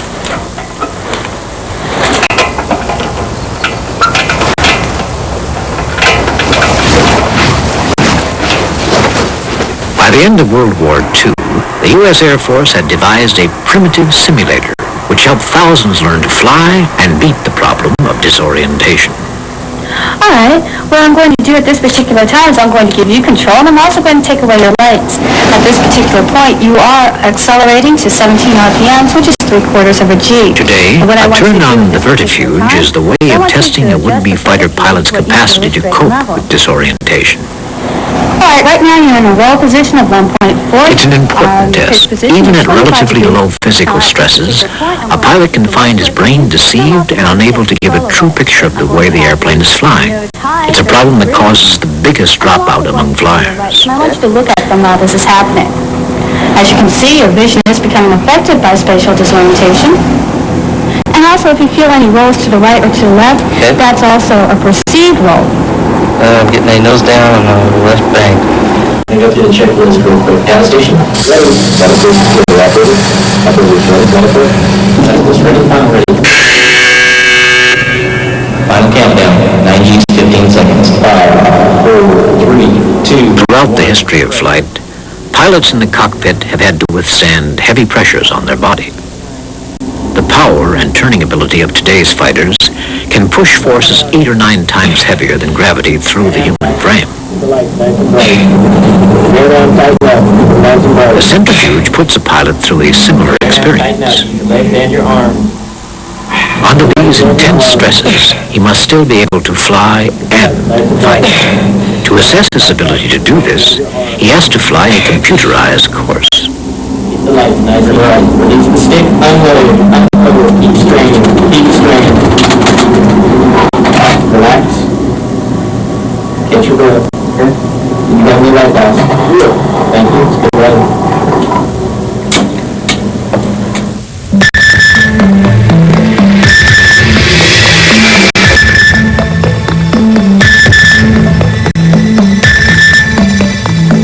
Flying today's fighter is undoubtedly one of the most demanding jobs in the world. It imposes intense physical, emotional, and intellectual pressures all at once. And as fighters become more complex, the strain on the pilot increases. Research is going on to find new ways of helping him fly his aircraft. Scientists are studying how a pilot's brain gathers information through his senses, how it builds up a picture of his situation, interprets it, and then makes his decisions. They need to know each stage of the process, because their aim is to design a super cockpit that assists the pilot in his tasks, a working partnership between man and machine. Sensors would monitor his brain function, and at times of stress, a computer could take control of the aircraft while the man concentrates on the business of combat. The super cockpit will not be a control panel at arm's length, but something the pilot wears. A special helmet where he receives all the information he needs to make his combat decisions. It's called the Virtual World Cockpit. Zoom. Zoomed. Normal. Normal. Okay, I've got Soviet Hind on me. Firing cannon. God's eye. God's eye. Information is projected, like CinemaScope and Technicolor, to the pilot so that the information regarding where the targets are located in the outside world, where the friendly aircraft are located, aircraft state information, it's all projected into this three-dimensional world. And that is then augmented with a three-dimensional sound so that the crew member will hear the enemy in the direction that he's coming from. When he talks to his wingman, he will hear the wingman coming from that direction. Okay, I believe I got him. When he has a problem with the aircraft, he'll have this little voice that comes in. It's his daughter's voice. And his daughter speaks to him and says, "Daddy, you have a fire in your left engine." Normal. Normal. It may seem that it's unusual to have your daughter's voice speak to you in the cockpit, but that's exactly what we're trying to do, is to take something that normally would be out of context and put it into this battle so that we can grab the pilot's attention. Zoom. Zoomed. Normal. Normal. You ready to start your run? The goal is still some way off, but the program has already had some payoffs. This helmet, for example, will help helicopter pilots fly and fight more effectively by day and night. We could look upon the video game culture as an opportunity to raise a new generation of warriors who will be able to live in a world that is largely computer generated. Pilots today are willing to trust their life to machinery that pilots a number of years ago wouldn't even conceive of doing. But what sort of fighter will the pilots of tomorrow fly? One thing is clear. It will be expensive. Back in World War II, a Mustang cost $56,000. This, the European fighter aircraft, due to come into service in the 90s, will have a price tag of $34 million. That's why it's being built by a consortium of nations. And that's why we'll have to perform many roles, from intercepting to ground attack. One airplane to carry out the jobs 3 or 4 did in World War II. Recent wars have shown how vulnerable fighters are to anti-aircraft missiles. Like the SR-71, still the world's best example of aeronautical stealth, tomorrow's fighters will need a shape to fly undetected by radar and avoid the dangers from the ground. Designers like Lockheed's Ben Rich believe that the fighter of the future will need another capability. We're going to have to worry about the enemy going after our landing fields. We're going to have to worry about how we're going to come home. In other words, if they go and knock out our fields, we need to have airplanes that have vertical landing capabilities. So the next generation will have what we call short takeoff and vertical landing. Already, some are questioning the need for manned fighter aircraft at all. As missiles become deadlier, as remote control vehicles develop, they foresee a time when a country can defend its skies without relying on pilots in expensive airplanes. The men in the cockpit naturally have a different view. Man in the history of man has never failed to beat a machine. And if something is predictable, I, even on my low level of knowledge, will beat it. I don't care what the scientists say. You need the computer that the dear Lord gave us right between our ears and behind our eyes. It's the best one yet. But with the technology of Star Wars on the horizon, even the most ardent flyer can see a future where the fighter pilot may no longer have a place in the skies. Once they start using particle beam weapons, when they start using laser technology, then I don't know if I want to put my butt in one of those airplanes or not. You know, if it's Buck Rogers, maybe it's time to put Cylons in.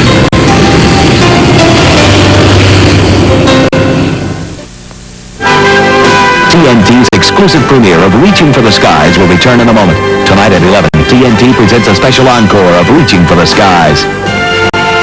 Reaching for the Skies looks at the magic that is the adventure of flight. Lindbergh has a wonderful quote. Flying encompasses science, beauty, adventure, and freedom. And who could ask for more? Chuck Yeager described it as the right stuff. The movie Iron Eagle described it as the touch. But it's that magic that every pilot feels, the drive, the determination. You're going to have all sorts of problems in your business world. But once you get in the cockpit of the airplane, it's all gone. You slip the bonds of earth and you're there soaring. It's just magnificent to be up on a beautiful day. You feel free as a bird.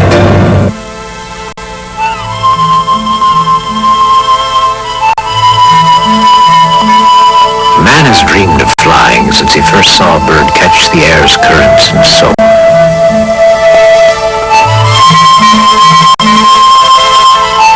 Only in our century has he made that dream come true. But flying still holds many secrets. Here at Edwards Air Force Base, the scientists and pilots of NASA are trying to unlock them.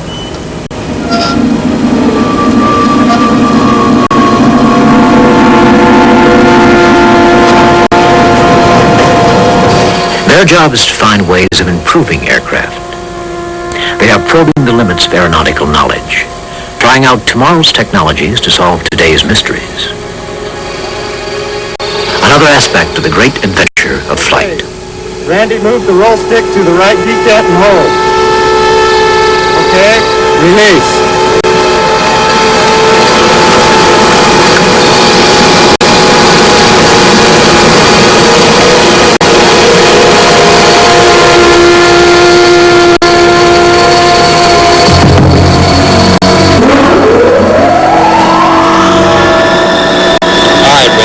Start your data.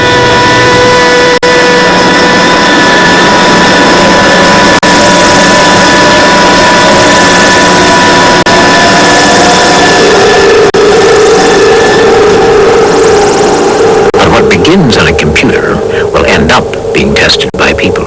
At the sharp end of the latest research project, the X-29, is test pilot Steve Ishmael.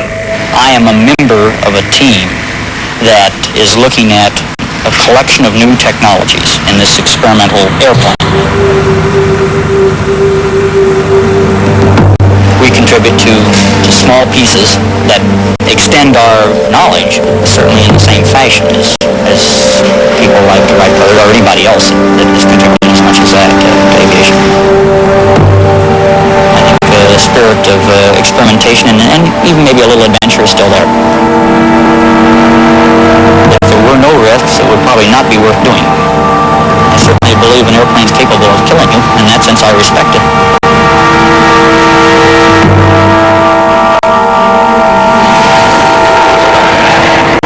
For 40 years, Edwards has seen men and machines pushed to the limits.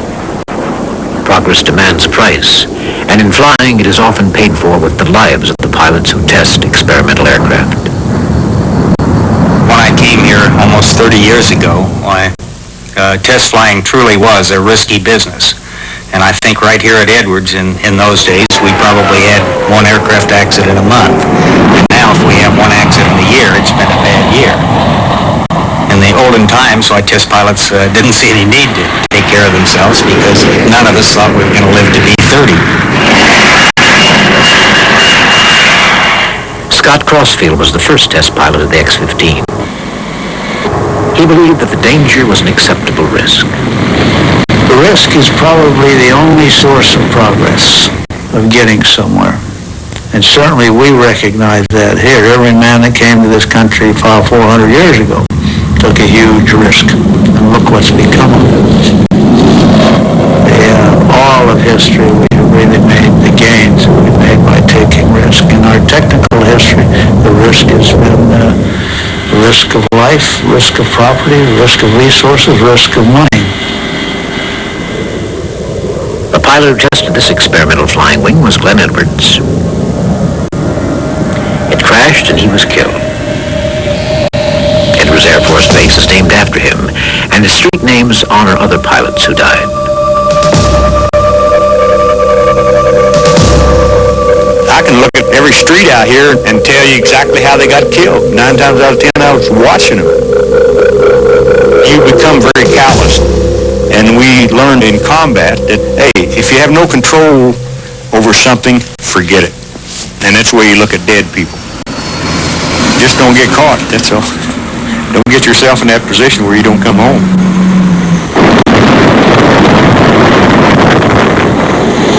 You learn a few things, how instinct pays off when you're in a semi-conscious state and tumbling in an airplane with tremendous G loads, high cyclic rates, and that's what you're trained to do as a test pilot. So we spin airplanes all the time. That's part of our job. The way most movies depict a test pilot, he's getting ready to die, he's talking, and he's running around. BS, man, you don't do anything like that. You don't talk because it's a waste of time. And you don't run around the cockpit. That's a waste of time. You concentrate on saving your neck. That's what you do. And whatever is necessary to try to save yourself, that's what you do. And that don't include talking. So what Hollywood's idea of, what goes on in the guy's mind the last few moments in his life flashing, that's a bunch of crud.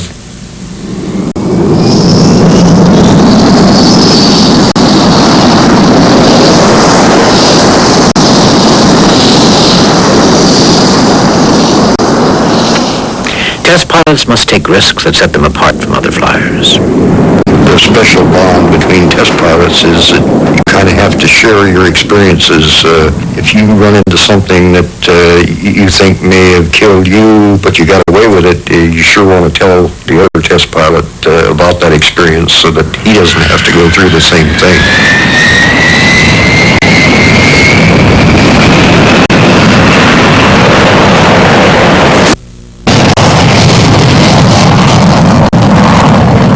There's a desire to try and improve airplanes, try and find out what their limitations are so that the rest of the guys all have that information.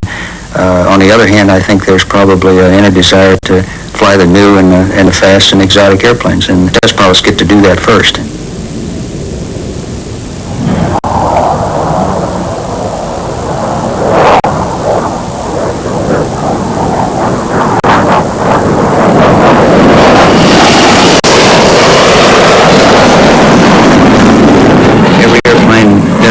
Has its own personality and its own characteristics, and the fun thing about flying is to get a new airplane and learn what its personality is, learn to talk to it. And I think I learned that really from Chuck Yeager. I had the chance to fly with him a lot, and he communicates with airplanes, and he is so smooth and so good that if I could ever fly an airplane like he could, I think I'd be satisfied.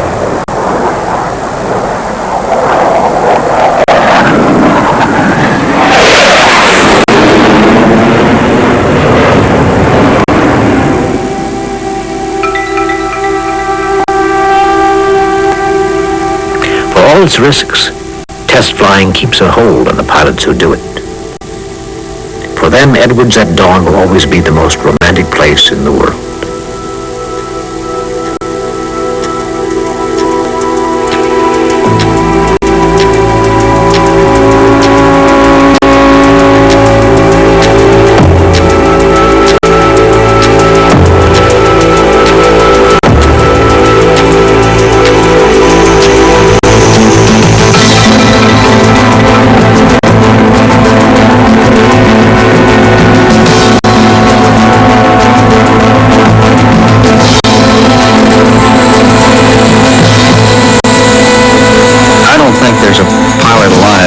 Certainly not a guy that's been in test flying that has been through Edwards that just wouldn't give anything to go back there and have another tour.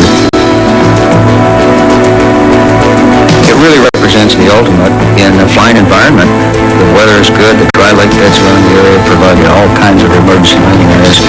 But just the atmosphere, the air that's there, the motivation of all the people there to really keep poking and probing and finding new things, finding where the limits are on airplanes, and it's an environment that is just ideal for a pilot.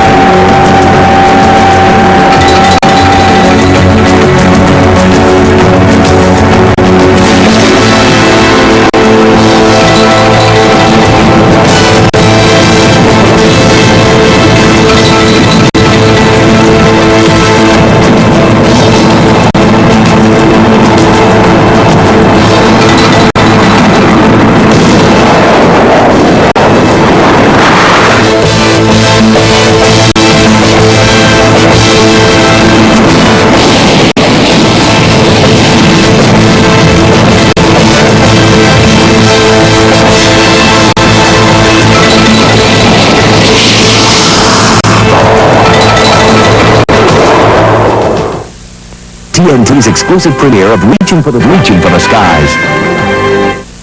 My first flight, I will never forget that inability to breathe as the ground dropped away and discovered that I could see the world through the eyes of that seagull who had enchanted me.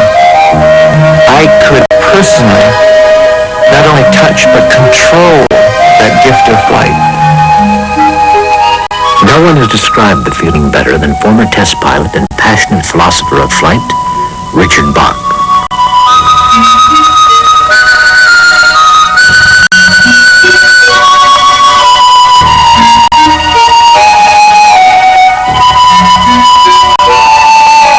Flying has always been to me this wonderful metaphor.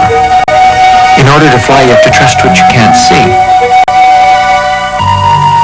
Up on the mountain ridges where very few people have been, I thought back to what every flyer knows, that there is this special world in which we dwell that is not marked with boundaries. That's not a map. We are not hedged about with walls and desks. So often in an office, the very worst thing that could happen is you could drop your pencil. Out there, there's the reminder that there are a lot worse things that can happen, and there are a lot greater rewards. The sky is not man's natural element. In its defiance of Earth's gravity, flying an airplane must always be something of an adventure. Those who embark upon it are joining an elite club, a brotherhood of flyers. At Cessna 195, we cleared the runway 36 right. 36 right, we cleared the runway. Right, back to that long easy down there. We'll get him out of the way. You're behind by at least 3,000 feet in a good space all the way in. And you can basically tighten your arm and pick you out on the base right with your tight for landing sequence. Okay, Everybody's come on the left down. Black one towing a Voyager. On the left side, heavy to 126.6,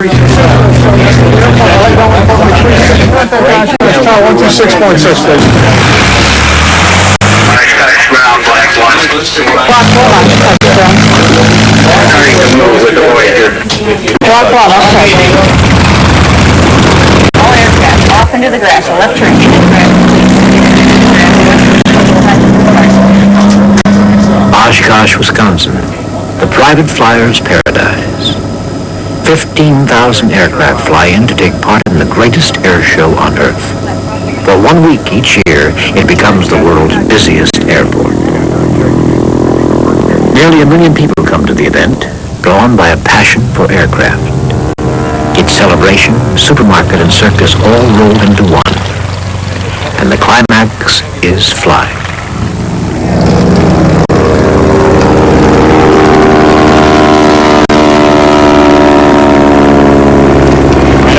They call for the smoke on. There goes the general, half roll. Charlie now to the inverted flight position.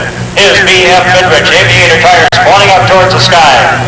The wingmen with their tires pointing down towards the runway. For the pilots, flying is a love affair, and Oshkosh is its consummation. I grew up loving airplanes. I was a small girl. I used to fly with my dad, who was an airline pilot, and as soon as I knew what an airplane did and what it was, I knew I was going to fly someday.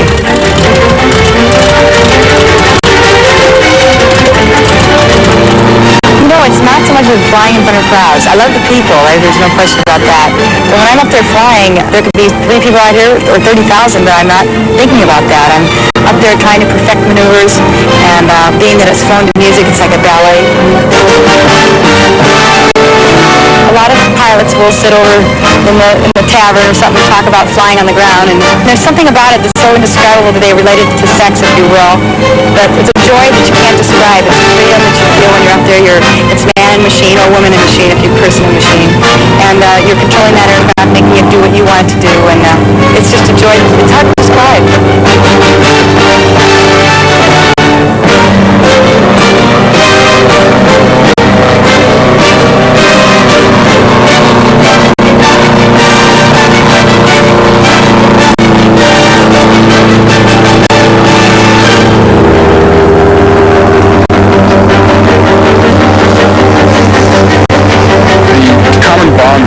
Every aviator is, well, it's been described in many ways. Chuck Yeager in his book described it as the right stuff. The movie Iron Eagle described it as the touch. But it's that magic that every pilot feels, the drive, the determination.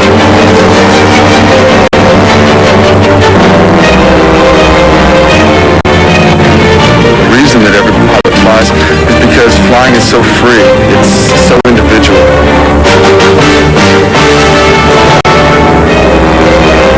Pilots recognize that magic. They recognize that in each other, and it's what does bind every aviator to himself. It struck me when I was first taking flying instructions that flying and playing a musical instrument are very similar because you're balancing a lot of things at once and thinking about a lot of things. And I think that did help me with my flying.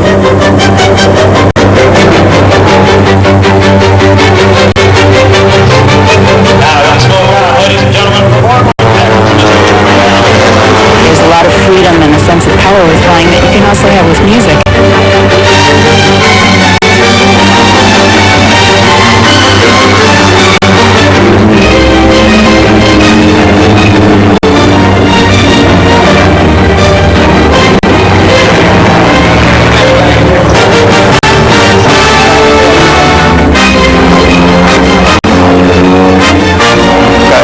First year I was in a big symphony orchestra, the conductor at the time, Joseph Cripps, a very famous European conductor, said he wanted us to play as if we were escaping up to heaven, and he threw this wonderful, grandiose gesture up to the top of the music hall, and I even remember thinking then that that was the same gesture I would have used if I was trying to describe what flying felt like.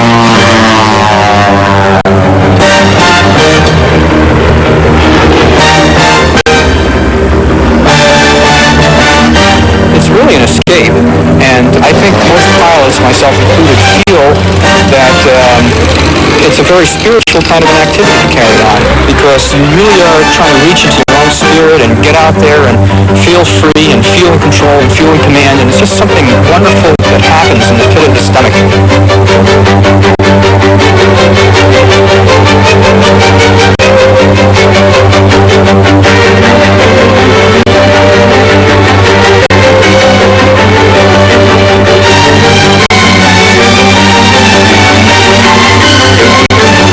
Pilots are like birds. Where else can you get a chance to soar out there and experience the earth from above and feel like somehow you're beyond all that humanity? You got a kind of a special thing there, and every pilot has that knowledge that they feel that way, and so therefore it kind of brings us all together. We're a family. They're very, very special people, and I think that every pilot has a twinkle in their eyes, a special knowledge that they get from flying, a special feeling they get, and it's fun. It's just plain fun to fly.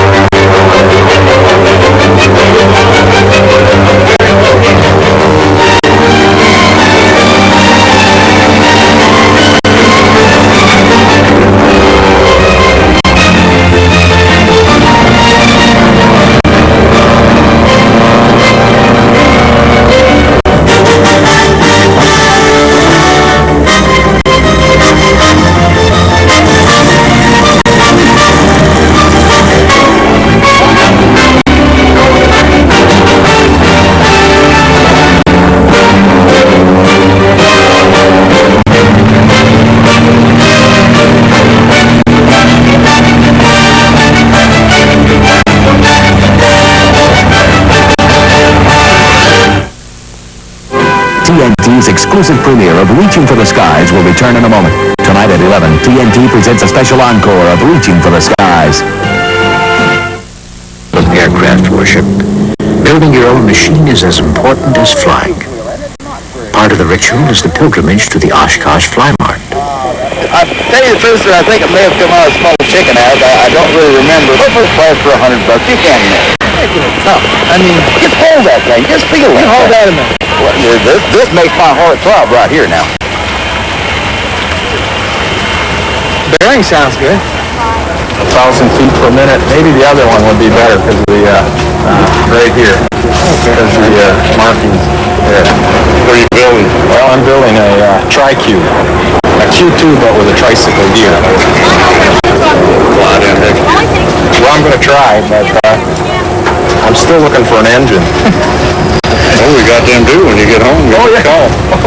Parked across 4 square miles is the prized handiwork of thousands of do-it-yourself enthusiasts. So many aircraft home builders are lonely creatures, working alone in dark garages, and finally, one day after years of work, wheeling out this airplane. Oshkosh is that one glorious time when they let go of loneliness, and all at once they're together. And when they're together, it is the most astonishing event in all of aviation. And when you reach the top of a loop, you have control? Slow speeds, you have control, but it's wallowy. Yeah. It's not very positive. When you personally take some sheets of cloth or sheets of aluminum and a handful of rivets, you put these together and it flies. There is something that cannot be shared with anyone who hasn't done this. You say when? Okay, let's do it. Frank Bates and Dwayne Bunker are typical of the breed. They spent 3.5 years lovingly building their own airplane. Good. Sure fits a lot easier nowadays. Used to. Yeah, your side goes in first. Well, we started off building it in my garage. The plans are very detailed when you start out for the construction. They get less detailed as you go along because I figure you're supposed to be learning something as you go. I'd do the mechanical part of the work, and Frank would look at the plans and keep me straight and keep everything going. And so it worked out very well. Look at the weather. Wow, that's the way it's supposed to. That's the way it's supposed to go. It took us a lot longer to build it than we thought it would. It looked like a pretty simple thing when you started it, but it's pretty complicated when you really get into it. Okay, I got more. We've spent, I'd say, 10,000 hours building it. Dwayne, listen, The point of where you're getting close to flying, when everything is coming close to an end and you realize that pretty soon you're going to be going up in this thing, everything gets a little bit more important. So, at the last minute, I had to test fly it. So that kind of put a little more importance on it. Be able to get out there and construct something that will actually perform like this airplane does is just a magnificent sensation. This is no way to describe it. When you take that airplane and give it the power, give it the throttle, roll down the runway and pull back on the stick, and by George, she lifts, she flies. And you say, gosh, this is something I helped build. And when you think back about it, that's quite an accomplishment.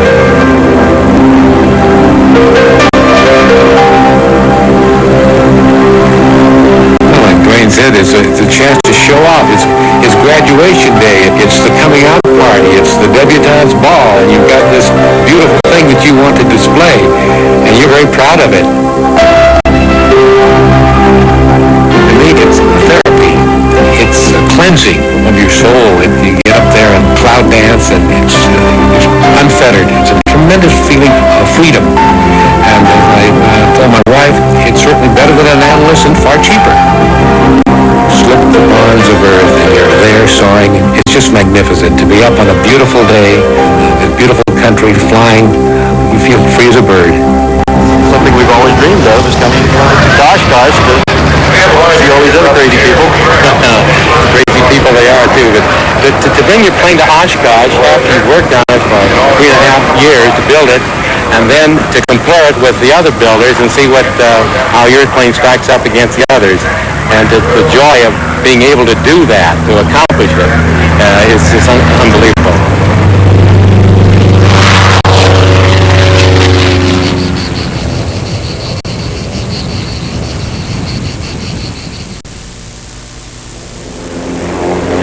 Flying demands special skills.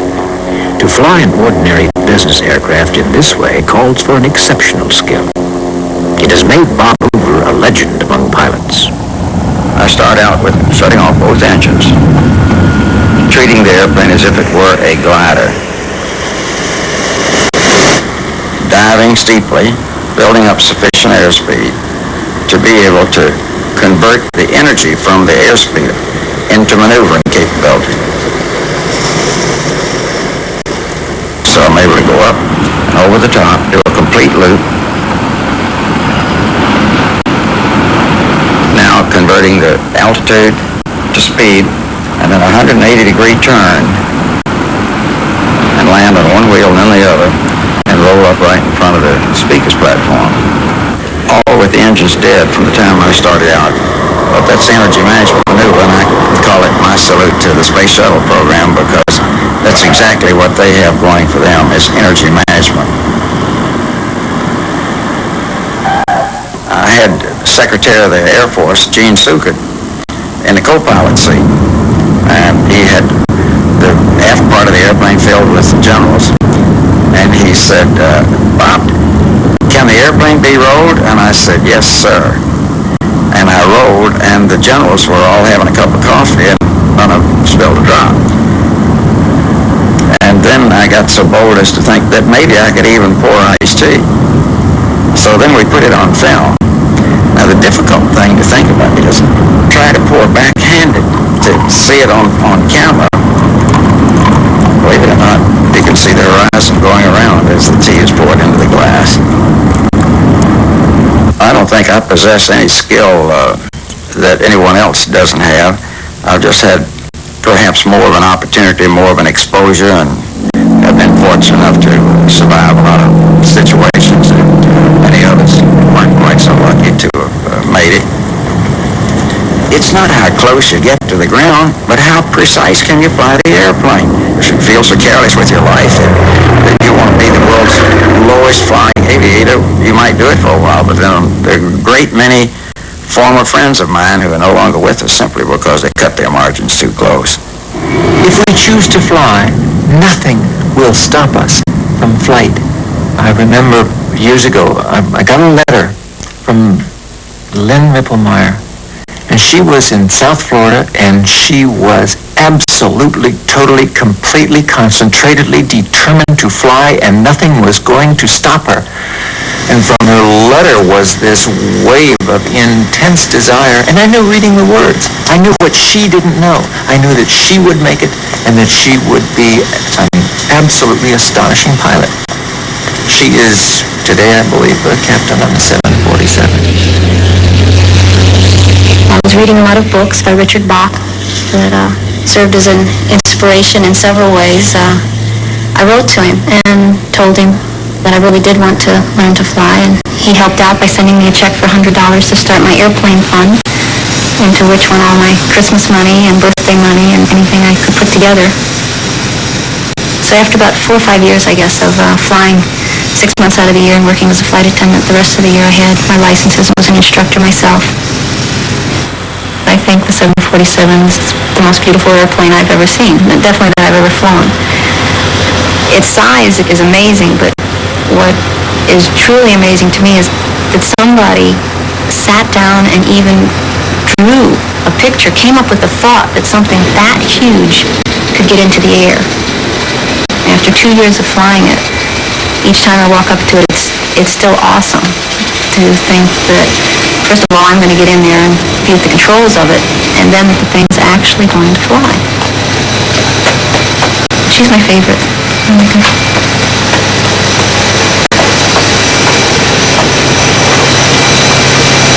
I think any 747 captain gets a real charge out of being in command of that kind of airplane. With all that power and feeling the engines rev up, get ready to go, releasing the brakes, feeling that much push behind you, and then the acceleration. It is a wonderful feeling, especially in that airplane, because it's so smooth, it's so graceful.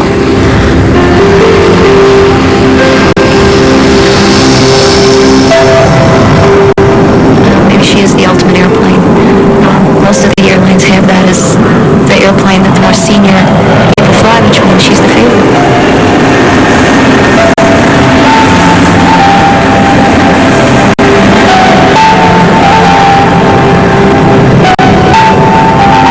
Captaining the 747 with 400 or 500 people behind you is no different than captaining a little Piper Cub all by yourself, as far as the responsibility goes. concerned about getting yourself and that piece of machinery safely and comfortably back down to earth.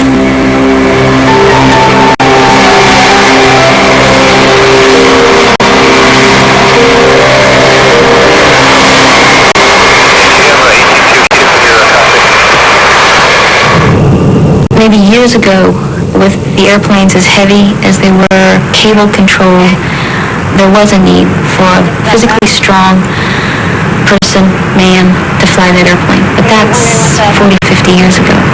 Since the use of hydraulics, and especially 2 and 3 people in the cockpit, that macho-ness is no longer needed. And along with it, maybe that macho attitude of, I'm going to do this by myself, what we've often termed as the right stuff, is not what you want in a commercial airplane with a team of people at the controls.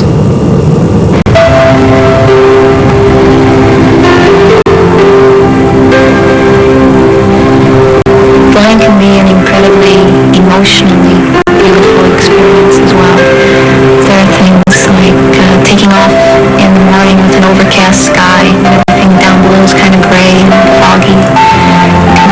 Take off and break out maybe just 2,000, 3,000 feet above the ground, and it's blue and sunshine up above. It's a completely different world. And if you level out at that altitude, it's almost like a high-speed boat going over the waves of the water, but without the pounding. It's just very soft. The clouds give way.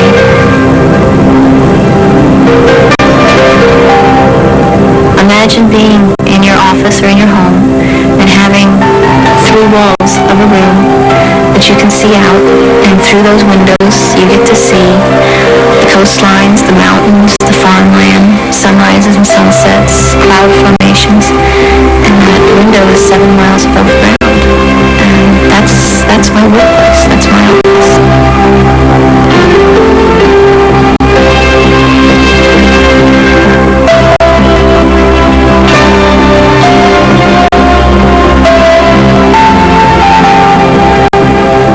You get addicted in a certain way.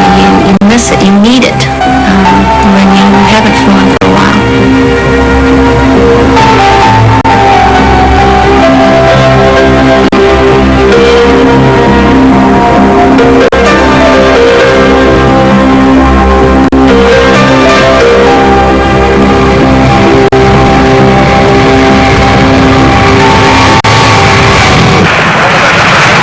I had the opportunity to take both of my grandfathers up in an airplane, and I realized that nobody in their generation had ever seen what you can see from an airplane, from getting off the ground. And it was a wonderful gift to be able to give them. A gift of hope. I feel incredibly lucky that I found something that I love doing this much, that I almost need to give something back.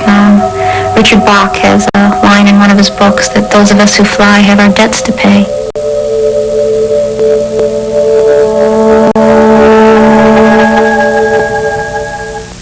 Next, TNT presents a special encore of Reaching for the Skies, next on TNT.